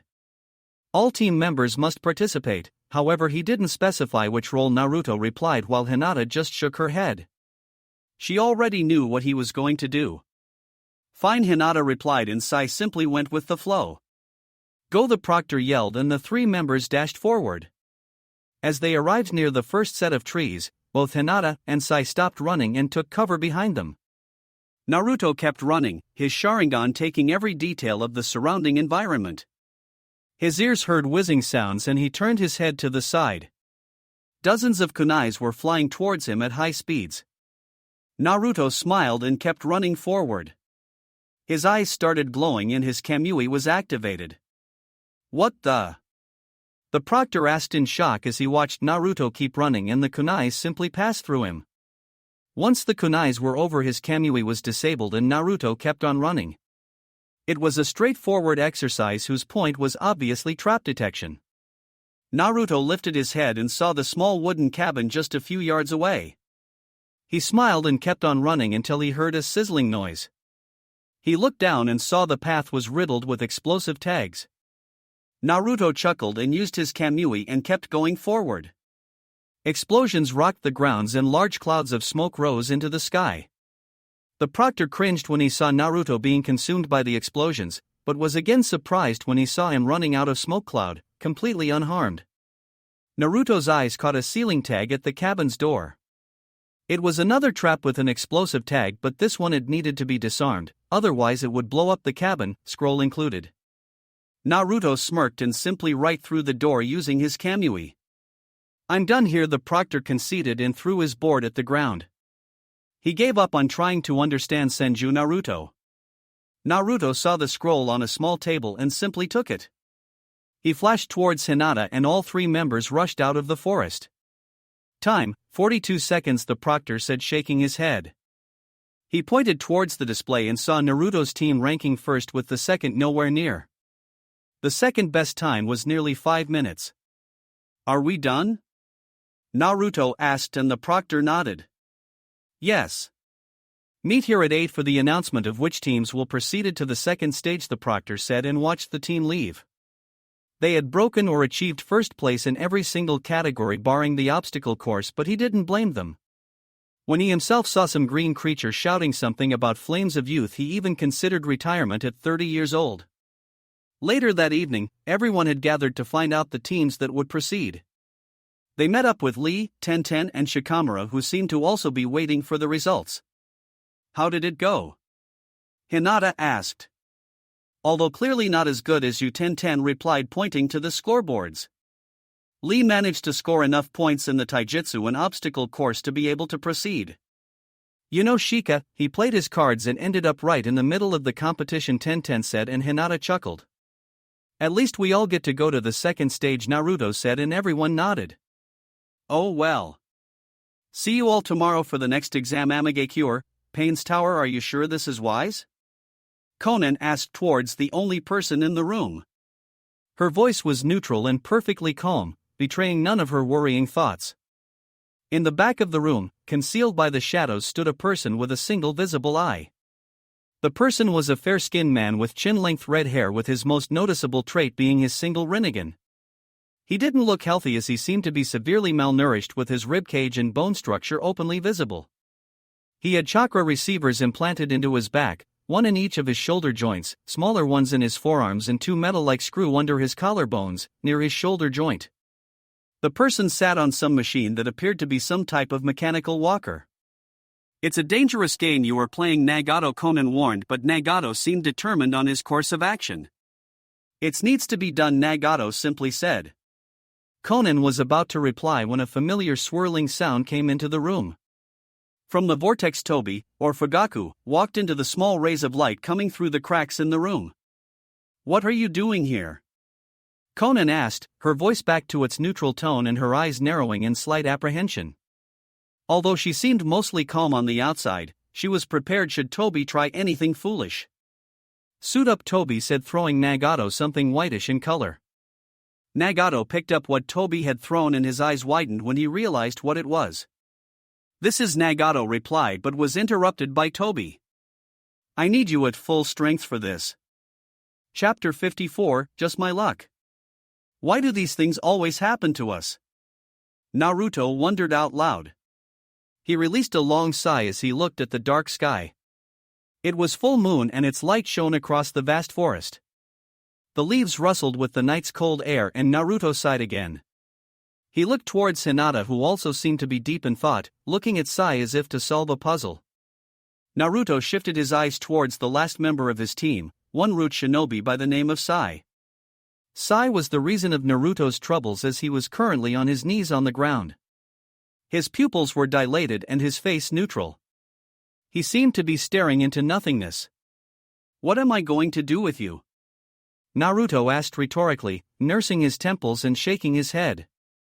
Earlier that day, Naruto-kun, Hinata said in a low voice, trying to hide her blushing face.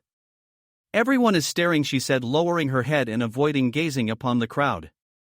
She hid her face between her long hair as she looked subtlety around. Naruto just chuckled and held her tightly by her thighs.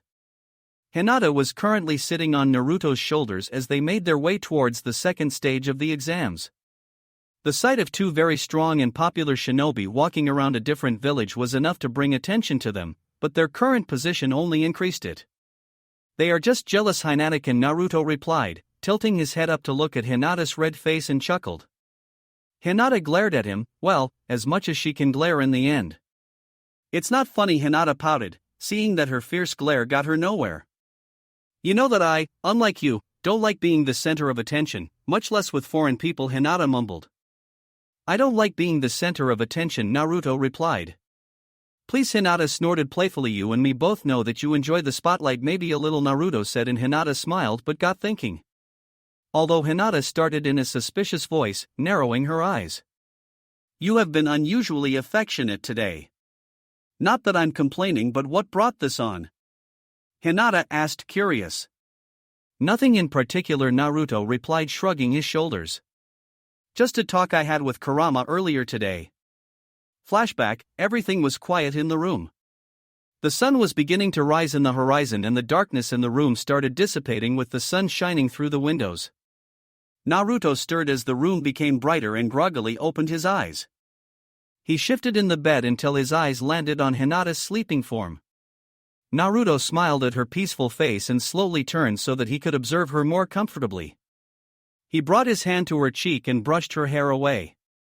She's so pretty, Naruto thought to himself, gently running his fingers over her rosy cheek.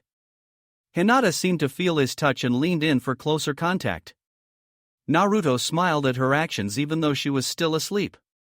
Cherish every moment with her, Naruto heard, and turned his attention to the end of the bed where Kurama was curled in a small ball, with all of his tails. I already do that, Naruto replied, and Kurama opened a single eye. But what makes you say that? Naruto asked, curious. Kurama had never given him much advice or even mingled much in his relationship with Hinata. Just a piece of advice, Kurama said, yawning and displaying his teeth. You have no idea what it's like facing eternity alone, Kurama said, and Naruto raised an eyebrow at the bitterness in his voice. You have 8 siblings, Naruto said, confused by the topic. You know nothing, Naruto, Kurama snorted. I know everything about your story, Naruto began, and Kurama's eye twitched at his naivety. I know that Hagoromo created you and your siblings from the Jubi. Naruto would have kept talking if it wasn't from Kurama's roar.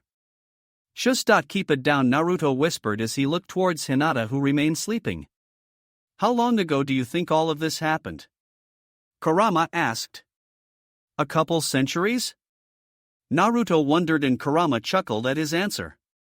It has been almost 19,000 years since I was born, Kurama replied, and Naruto was surprised. There had been ninja for a while apparently. Sure, it was fun when we were all together growing up. The first few centuries I was actually happy when we were all together. But then you came, Kurama retorted angrily, raising in the bed with all of his tails. You shinobi in your endless lust for power, Kurama barked, and Naruto was surprised by the amount of hate coming from his voice. You drove us apart, forced us to split so that we weren't caught and enslaved like we are now. You forced each one of us to take their own path and to survive in loneliness for fear of our own survival. You have no idea what's like living for millenniums all alone. Walking this earth without nothing to look for, always on watch for your people. You never knew how many times I thought about death, knowing very well that I would never get it, Kurama sighed and lied back down. I don't know why that snake seeks it so vehemently. Eternity is nothing but a curse in the end. You will eventually tire just like I did, but I for one will never die or perish. I will linger and live on even after your kind disappears from this earth, Kurama said, and Naruto never thought about things like this. Well, that you got me, Naruto said, grinning, while Kurama just shook his head. I'm old, Naruto, very old, Kurama began. As I told you, I am around 19,000 years old. I watched times of peace and prosperity, and times of war. I watched as kingdoms fell and new ones rose to take their place. I watched as man ventured himself across the ocean, deep into the mountains and high into the sky. But above all, I watched as humans began nurturing their energies and began using them. It took time for my father's teachings to spread across the globe. I watched as humanity lived peacefully with the help of chakra, but then they realized its full potential. The potential for war. Mankind was created with a hole in their hearts. A hole that no possession, power, or knowledge could fill. And in their infinite greed, man dreamed of expanding his dominion over the entire earth. That is how the first chakra wars began that led into the clan wars, finally culminating into what we know today. You said I had you, Kurama chuckled bitterly. You will perish to time while I will live on. I'll endure the fall of man and the rise of the next species. I will linger on in darkness and in doubt as nightfall and winter that comes without a star. I will dwell, bound to loneliness under the fading trees until all the world is changed and its long years of life are utterly spent. Maybe then I can rest in peace, Kurama finished, and Naruto was simply staring at him. You should focus on the present and, like you said, cherish every moment. Instead of sulking about the past and future, you should enjoy the present. No matter how short it may seem to you, Naruto replied, and Kurama snorted at his speech. And maybe I'll find a way to keep you company through the ages, Naruto grinned while Kurama just chuckled. I'll hold you to that, Kurama said before walking out and leaving behind a thoughtful Naruto. End flashback. What mess did I get myself into now? Naruto thought to himself as he, Hinata and Sai made their way towards the second stage of the Jounin exams. Naruto wondered what would be like living forever, watching as everyone else perished and he remained behind, untouched by time, immune to diseases. Being forced to adapt as the world changed around him. Choosing sides when Konoha was no longer standing. Naruto may be a lot of things, but he wasn't naive. He knew that the shinobi would come to an end eventually. Naruto could only wonder what would follow. Would the knowledge to form chakras simply fade away to give way to the singular energies? Would mankind simply forget about chakra and live on as regular civilians, leaving behind the shinobi way? Naruto had a lot to think about if he wanted to keep Kurama's promise. Although he knew one thing for certain. If he was going to fulfill his promise of keeping company to Kurama through the ages, then he would find a way to have Hinata by his side. Second stage location. Naruto's team arrived at the location of the second stage of the Jounin exams. He looked around and the place seemed a little deserted, too deserted for his own taste. Naruto noticed that his team was the only one there. He looked up to the sun to check the time and rechecked the paper he was given. They were certainly in the right spot. They were in a deserted plain with nothing but a mountain in front of them and an abyss on the other side. Naruto's curiosity got the best of him and he went towards the abyss and looked down. They were a few hundred feet above the Raikage Tower. Welcome, Naruto heard and turned around to see some Chunin running towards them. You are exactly on time. If you follow me to the edge of the mountain, I will explain the next stage, the Chunin said, and Naruto, Hinata, and Sai silently followed him to a small wooden shack at the bottom of the mountain. Naruto curiously looked up but couldn't see the edge of it. The cloud bank blocked his view of the top. Now the next stage is rather simple. This is what we call the Crystal Peak Mountain. On top of this mountain are 20 flags. Each team can only take one. Your objective is to go up or around the mountain and make your way to the Forbidden Forest on the other side. The Chunin explained and everyone listened carefully. In order to pass this stage, you will need to collect at least 2 flags and find the tower hidden in the forest. You have a time limit of 5 days. Questions? The Chunin asked. You said we need 2 flags, Hinata said, and the Chunin nodded. We can take only one from the top, which means the other will have to be removed from other teams, correct? Hinata asked. Yes, the Chunin began. You can either climb to the top and immediately secure a flag for yourselves and take the other, or you can simply find your way around the mountain and take 2 flags from another team's. The choice is yours, the Chunin explained, and Hinata nodded. Engagement rules? Sai asked. Every team for themselves. The only requisite is that the whole team is alive when you reach the tower, with 2 flags of course, the Chunin said, and Sai gave him his creepy smile. Alright, the Chunin said, clearing his throat. Anything else?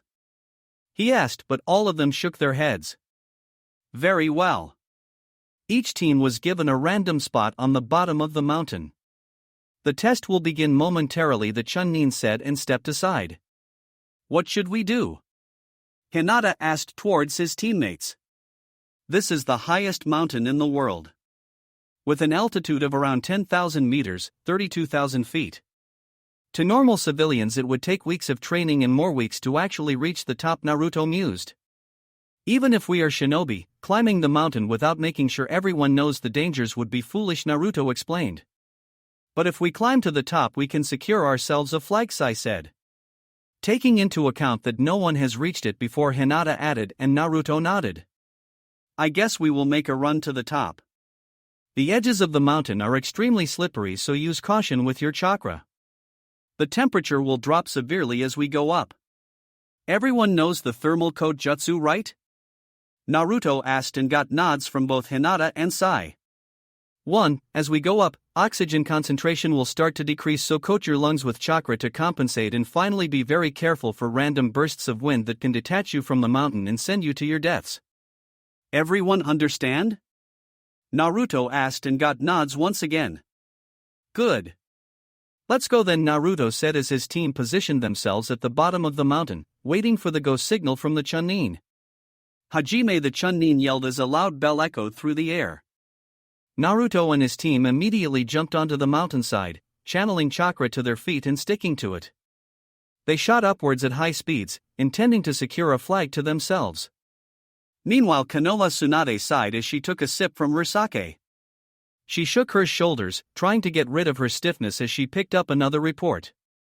She started reading when her eyes widened. Autopsy report performed by Takashi Taro, assistant, Rin Takara.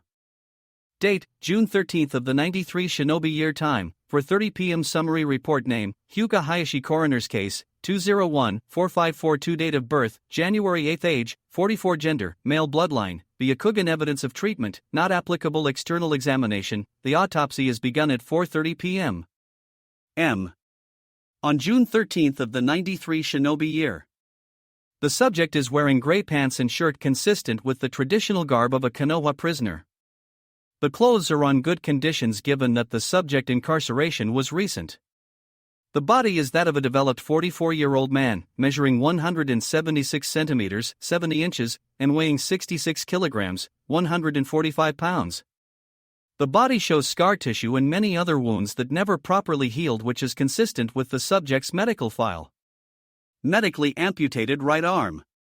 Internal examination, skeletal system. The subject displayed numerous broken bones all over the body with particular focus on arms, legs and ribs. The ribs 7 to 12 show multiple fractures. Cardiovascular system. The heart weighs 300 grams and possess normal size and configuration. Upon further analysis, a small blockage was found in the coronary arteries. This prevented proper blood flow onto the heart, preventing the heart muscle from receiving oxygenated blood. Opinion: normally a block of this size should not be deadly for the body of a professional shinobi. I infer that the lack of proper nutrition and general living conditions of the prisoner may have led to furthering this problem. Cause of death: acute myocardial infarction state, body destroyed according to protocol. Unbelievable, Tsunade muttered, reading the report 3 times to make sure she missed nothing. Shinobi with active chakra networks don't get sick unless it's a really deadly disease. It's one of the perks of being shinobi, Tsunade mused in thought. And even though he was a clan head with very few missions, he should still be in shape. She couldn't grasp how could have this occurred. She could only do one thing. She took a deep breath and shouted across the Hokage Tower. Shizune back with Naruto. 2 hours had passed since Naruto's team ventured themselves into the high mountain.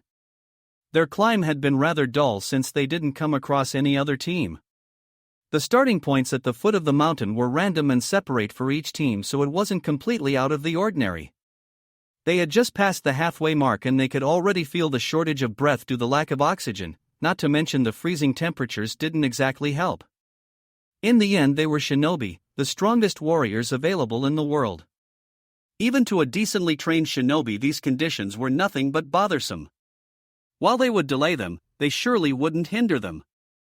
Naruto had begun using his thermal coat to keep his body temperature at acceptable levels. He scanned his surroundings and saw nothing but snow all around them. He turned towards Sai, who also had his thermal coat on. His attention shifted towards Hinata, who was running in the middle of the group with her Byakugan activated. That was when Naruto felt it. Hinata and Naruto called, but Hinata didn't turn her head. She didn't need it with her Byakugan on, she just gave a small nod of acknowledgement. I can see that you don't have your thermal coat. Aren't you cold? Naruto asked, curious. Not really. It's feel nice actually, Hinata replied, and Naruto raised an eyebrow. Really? Naruto thought curiously. Nearly -30 degrees and she says it's nice, Naruto thought, shaking his head in amusement.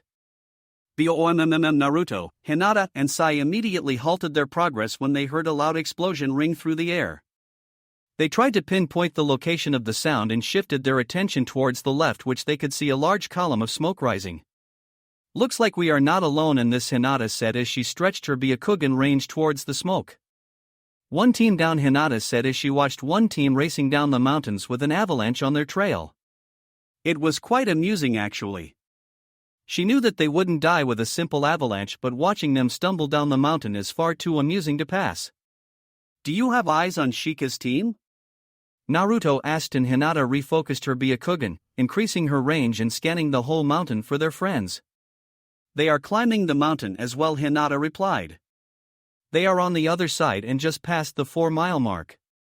We are the closest team to the peak, Hinata said and chuckled, getting a curious look from Naruto.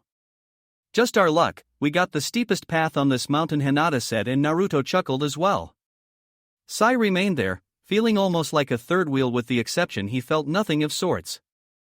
Couple hours later, welcome to the top of Crystal Peak. Some Kumo shinobi greeted Naruto's team as they arrived at the top. Looks like we are the first to arrive, Naruto said, and the shinobi nodded.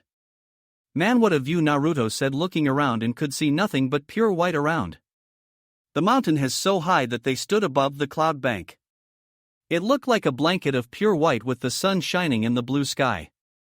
I almost feel tempted to jump on the clouds, Naruto laughed, and Hinata just shook her head. I wouldn't remount that. It's a long way down, the Kumo shinobi smirked. Here is your flag, the shinobi said, handing a small black flag to Naruto. Good look on the rest of the stage, the shinobi said, and everyone nodded. At least it will be faster on the way down, Hinata said as she and her team jumped and started running downwards towards the forest. I have a suggestion, Sai said, breaking their conversation and getting their attention. Joja Giga, Super Beast Scroll, Sai said, and drawing something in his scroll. With a loud screech, 3 black and white birds shot from the scroll. They flapped their wings, creating a small gust of wind, and rose into the air. It will be faster, Sai said, jumping on top of one bird while he waited for Naruto and Hinata to join. Sounds good, Naruto said, jumping on top of one while Hinata took the last one. With a loud screech, the birds plummeted downwards in blinding speeds. How come you didn't offer this when we were climbing? Naruto asked, placing a hand in front of his eyes to shield the wind. Didn't remember, Sai simply said, and Naruto's sweat dropped and focused on controlling the bird. The Forbidden Forest. So this is the famous Forbidden Forest of Kumo, Naruto said as he and his team arrived at the entrance of the forest. I'm impressed, Naruto said, crossing his arms as he scanned the forest in front of him. He did admit that the forest did have a certain ominous feeling to it. The forest itself seemed shrouded in darkness and a cold breeze swept by. Naruto's team ventured themselves into the forest and watched in fascination as the entrance seemed to close itself behind them, as if trapping them in the forest forever. Genjutsu, Hinata whispered loud enough to her team to hear. They both nodded in agreement, feeling the subtle change in their chakra networks. An enemy team? Sai asked, placing a hand on the hilt of his tanto. He scanned his surroundings very carefully, trying to ascertain any danger. No, Hinata replied with her Byakugan activated. It seems it's been here for a while, Hinata explained. Probably one of many traps placed here just for this stage, Naruto offered, and both agreed as they moved forward. The forest seemed taken from a horror movie. The forest was thick with trees so high that it dwarfed them, light barely seemed to penetrate the cloak of leaves at the top. On the ground some type of black flowers, while every other dead, their leaves withering away. Impassable terrain blocked with rocks and thorns that seemed a natural occurrence. A sound rang through the forest, a small owl hooting. This is really one creepy place, Naruto shivered. Scared? Hinata teased. Oh sure, Naruto replied sarcastically, this coming from the one who launched a full water dragon inside our bedroom to kill a spider, Naruto said deadpan while Hinata huffed. They are mean little buggers. Besides, it worked, didn't it? Hinata asked while Naruto just shook his head. Suddenly Naruto turned and flung a kunai to his left. The kunai sailed through the air at blinding speeds, one could almost hear the whistle. Thump! Naruto looked around and noticed his target. A beast, 8-eyed, 8-legged, jet black, hairy.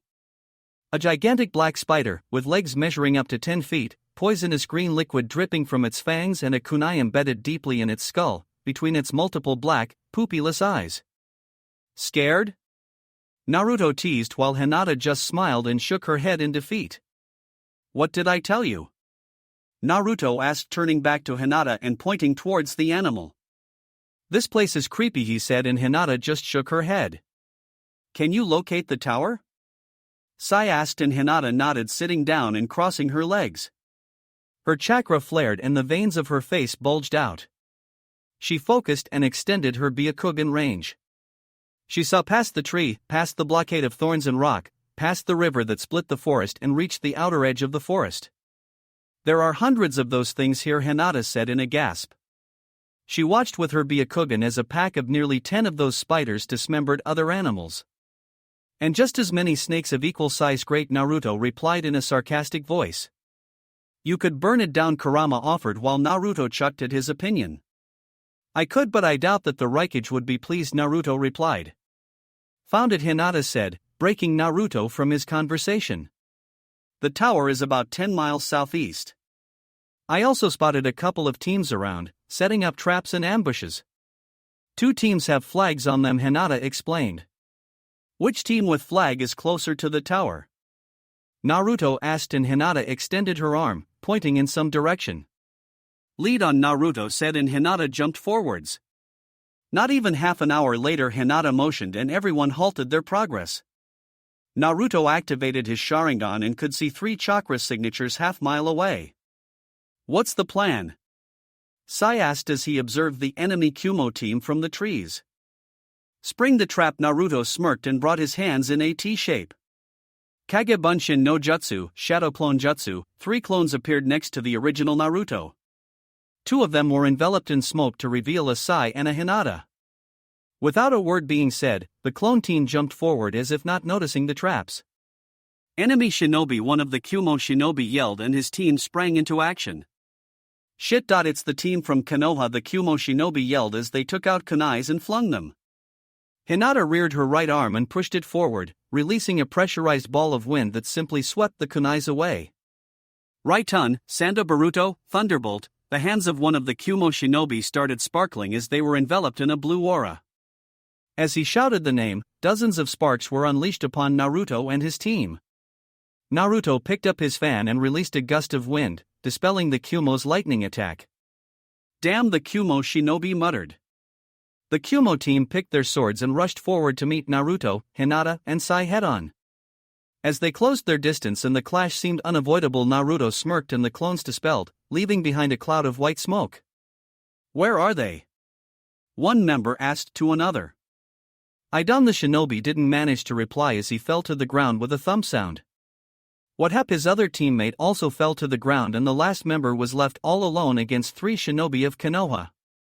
He didn't get much time to think as he felt a small pinch in the back of his neck and everything went black. Once the smoke had cleared, the original Naruto, Hinata, and Sai jumped into the clearing. Nice job, Naruto said, and Hinata thanked him, pocketing her favorite sanbon. There were 3 missing sanbon from her stash. Those 3 were presently attached to the neck of the Kumo shinobi, 1 sanbon for each. Here is the flag, Naruto said, picking up the flag, making their count too. Hinata-kun finds us a good place to rest and we will continue on tomorrow, Naruto said, and Hinata nodded, using her Byakugan to scan the nearby area. Clang! Naruto heard a small metal noise and turned just in time to see Sai unsheath his tanto. He wondered what he was doing with his sword out and his eyes widened when Sai approached the Kumo team and raised his arm. Smack! It was just a blur to Sai's eyes. In a moment he was about to end the Kumo team and in the other his hand was in a vice grip at the hands of Naruto. What do you think you are doing? Naruto asked, narrowing his eyes at his teammate. Finishing the enemy team, Sai simply replied, his hand still gripping his tanto. Why do you want to kill them? Naruto asked. They are unconscious and we have their flag. Kumo is not allied with Konoha. The exams gives free reign upon the battles and thus no backslash. They are enemy shinobi who one day may pose a threat to Konoha, Sai simply replied, looking intently in Naruto's eyes. This is just a competition, there is no need for blood. Lower your weapon, Naruto said. I shall make it clean, Sai countered, and Naruto resisted the urge to facepalm himself. There is no need for deaths, Naruto said in a serious tone, but Sai seemed unrelenting. It is best to kill the weed before it grows, Sai said. I'm the team captain. Lower your weapon, that is an order, Naruto ordered, and Sai nodded. Yes sir, Sai said, slowly lowering his arm and sheathing the tanto, his face emotionless, giving nothing away. Naruto released the grip on his arm and went to join Hinata. Damn root shinobi in their emotional conditioning, Naruto thought as he released a long sigh and turned to his teammate. Come Sai. Let us make camp and rest for the night, Naruto said. Middle of the night came quickly and darkness enveloped the forest. The trees already made the forest dark during the day, but at night, there was nothing but pitch black darkness. Sai looked up at the ceiling of trees to see a few rays of moonlight break the cover and provide some much needed vision. Sai shifted his attention to his surroundings. At the bottom of the tree both Naruto and Hinata laid asleep while Sai kept guard. He looked towards the edge of the small clearing and spotted the ninja wire glistening under the moon. A few feet away, explosive tags attached with wire as well. Sai got up and silently opened his pack. From it, he retrieved a single scroll which contained the information of his mission, given to him personally by Danzo. He slowly unwrapped the scroll to get the mission description but was surprised by the lack of it. When he read what the mission entailed, his eyes widened and his mouth opened in shock, but no sound came out. Dispose of Senju Naruto and Senju Hinata. Flashback, the place looked like a pit. Sai looked around to see multiple wooden bridges, one above another. Sai walked to the edge and looked down only to find darkness at the bottom. Suddenly he heard footsteps and noticed Shimura Danzo approaching him, flanked by 2 shinobi, one on each side. Sai immediately got onto his knees. "Danzo-sama," Sai said, bowing his head in greeting of his master. "Welcome," Sai Danzo said, and Sai slowly raised his head. It was customary to never meet the eyes of their master unless addressed first. "I have a very important mission for you," Danzo replied, and Sai nodded. His face, although seemingly emotionless and natural, portrayed determination and attention. "Tomorrow you will be called to Hokage's office where you will receive your mission, which will last nearly 1 month. You will be the 3rd member of one of Konoha's teams that Lady Tsunade will be sending to the Jounin exams in Kumo." "Understand so far?" Danzo asked, and Sai nodded. "The exam will have the same structure as the Chunin exams. The first stage will be some sort of basic skills evaluation, the second stage will be a survival exercise, and the last stage will be the tournament." Danzo explained and handed Sai a single scroll. "Your mission is specified on that scroll, which you are only to open during the second stage of the exams, preferably when you are alone." "Understood?" Danzo asked. "It shall be done, Danzo-sama," Sai replied, pocketing the scroll. "I'm sure I don't need to explain the importance of every mission I give, correct?" Danzo asked, taking a deep breath and looking firmly at Sai. "En route, you have no name. You have no feelings. You have no past. You have no future. There is only the mission," Sai recited, and Danzo nodded at his apprentice. "You are dismissed," Danzo ordered, and Sai bowed his head once again before walking away and disappearing in the darkness of the tunnels. "Permission to speak freely?" Danzo shifted his attention towards his right. The shinobi to his right wore a short, black jacket with red straps on the shoulders. He also wore a red short kimono under the jacket with a black sash, a pair of black gloves, dark-colored pants, and regular shinobi sandals. "Granted, Fu," Danzo replied and focused on what the shinobi had to say. "Do you think Sai will be able to accomplish the mission?" Fu asked while Danzo hummed. "Naruto has grown strong, far too strong to be controlled. That is the problem with strong shinobi and the reason why most defect from their villages. Young Naruto may not believe it, but power and fear are the absolutes of this world. And when some shinobi reach power beyond their leaders, then it gets very complicated. What do you think Naruto would do should Lady Tsunade ever issue an order that would oppose his beliefs? Do you think he would abide by her orders if they conflicted with his own gains?" Danzo asked, but Fu remained silent. "Shinobi are nothing but weapons, and I do not wish for one that will not obey me," Danzo explained. "And about Lady Hinata?" the shinobi to Danzo left asked. He was a fairly tall and lean-built man. He had fair skin and short spiked dull black hair. His glasses were built into the mask, obscuring his eyes, and he was also heavily clothed. He wore a short black jacket with red straps over the shoulders, and a high-collared, all-black outfit with a red sash around his waist and what appeared to be an apron over his pants. Yes, Torian Senju Hinata, formerly known as Hyuga Hinata, disowned daughter of the former clan head, Hyuga Hayashi. Danzo chuckled slowly. "Naruto did a remarkable job with her. She may seem shy, serene, kind and very fragile, but she's just as much of a princess as I am," Danzo replied in a thoughtful manner. "While she doesn't possess the raw power and strength that Naruto does, she is just as deadly. You saw what she did to Hayashi, her own father and one of Konoha's strongest. In fact, in some points, I do believe the girl to be more dangerous than the boy himself.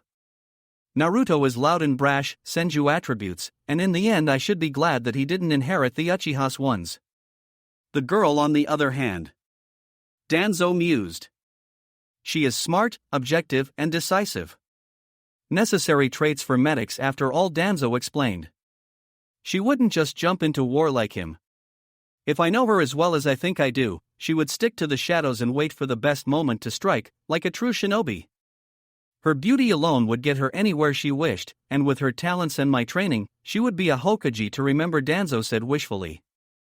"I do not fear the one who jumps into the battle without thought, I fear those who hide in the shadows, the man behind the man behind the man.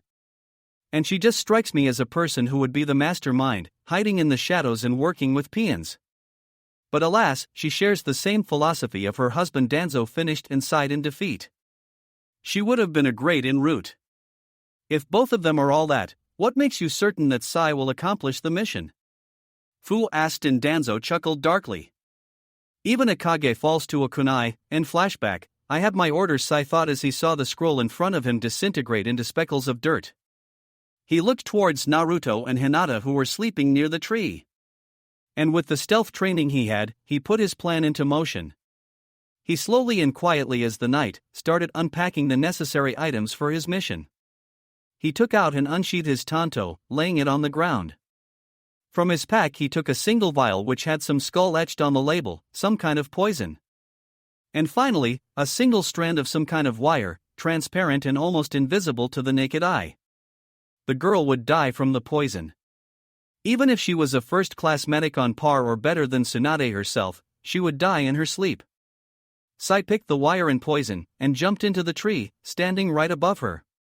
He took out the wire and held it right above her mouth. Sai took the poison and dropped a single drop in the wire. Sai watched in anticipation as the purple drop slowly made its way down the wire. Once it reached it simply fell from the wire and directly into the lips of Senju Hinata. Hinata seemed to have felt something on her mouth as she licked her lips and rolled to the side, like nothing had ever happened. Sai rolled the wire up and took out his tanto. Poison wouldn't work on Naruto due to him being a Jinchuriki. In fact, short of taking out his head and piercing his heart, killing a Jinchuriki is no easy task. But this one was asleep. Sai pointed his tanto at his target and leapt from the tree. The tanto glistened under the moonlight as Sai pointed it at Naruto. The tanto pierced through Naruto's ribcage and embedded itself deeply into his chest, severing the carotid artery. Naruto's eyes shot open and his mouth opened, but no sound came out as he died instantly. Sai got up and left his sword on Naruto's chest as he approached Hinata. He brought a single finger to her neck to search for a pulse. He found none. He let out a breath that he didn't know he was holding as he made his way to his backpack. He took out a single scroll and drew a bird on it. Go to Danzasama, Sai said, and bird shot into the sky with two simple words. Sai turned around to collect his things and disappear from the forest. This is a new low even from Danzo. Sai heard and froze on the spot. He turned towards the origin of the sound and saw nothing but a pair of glowing red eyes with three black tomos spinning.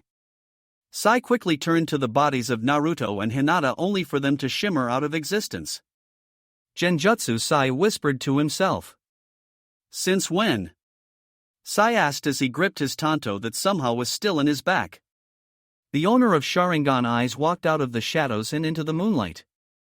Naruto and Hinata stepped into the clearing, completely unharmed but with annoyed expression on their faces. How long, you ask? Naruto asked, smirking slightly. My dear friend, Hinata smiled.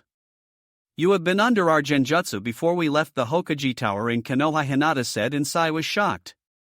Tsunadesima warned us about you and I didn't wish to take any chances, Hinata explained. Naruto's eyes glowed and Sai gulped, feeling lightheaded. Sai dropped his tanto and fell to the ground on his knees. His pupils were dilated and he seemed to stare into the nothing. Just my luck. Why do these things always happen to us? Naruto wondered out loud. He released a long sigh as he looked at the dark sky. It was full moon and its light shone across the vast forest. The leaves rustled with the night's cold air and Naruto sighed again. He looked towards Hinata, who also seemed to be deep in thought, looking at Sai as if to solve a puzzle. What am I going to do with you? Naruto asked rhetorically, nursing his temples and shaking his head. We still need him alive to complete this stage, Hinata said, warning Naruto not to take rash actions. I'll keep him under my control and make him drop the exams when we reach the tower, Naruto said, and Hinata nodded. What about Danzo? Naruto asked. I suggest we let things run its course until we can come up with something, Hinata suggested, and Naruto nodded. Sai, can you run? Naruto asked and Sai just nodded. Good. Let's hurry back to the tower then, Naruto said, and all three of them left the clearing. At the tower, Naruto, Hinata and Sai arrived at the tower 2 hours later. Sai's conscious mind was being kept locked within a genjutsu and now he was nothing more than a puppet, waiting for his orders. Welcome to the hidden tower, a shinobi at the door greeted Naruto's team. Do you have the flags? He asked and Naruto handed him his 2 black flags. Very well. You may proceed it inside and wait for this task to end. There are rooms available for you to rest, the shinobi explained, and everyone nodded. I wish to drop the competition, Sai suddenly said, and the shinobi stumbled in surprise. What? Are you sure? He asked. Yes, Sai simply replied. Fine, I guess. Senju Naruto and Senju Hinata will proceed to the third task. Good luck, the shinobi said and watched as the team disappeared inside. Once Naruto, Hinata, and Sai found their room, Sai disappeared into Naruto's dimension where he would stay for the next month. Next day, Root headquarters. Danzo was working in his office when he was interrupted by a loud screech. He looked up to see a black and white bird flying towards him. Danzo took out a simple scroll and watched as the bird crashed into it and formed words. Mission accomplished. I never doubted him for a moment, Danzo smiled to himself. Fu, Torian, Danzo said, hitting his cane on the ground. In front of him dropped his most loyal followers. Being Operation Phoenix, Danzo said, and both shinobi nodded, disappearing from view. Soon Danzo chuckled darkly. Konoha will burn and better one will rise from the ashes.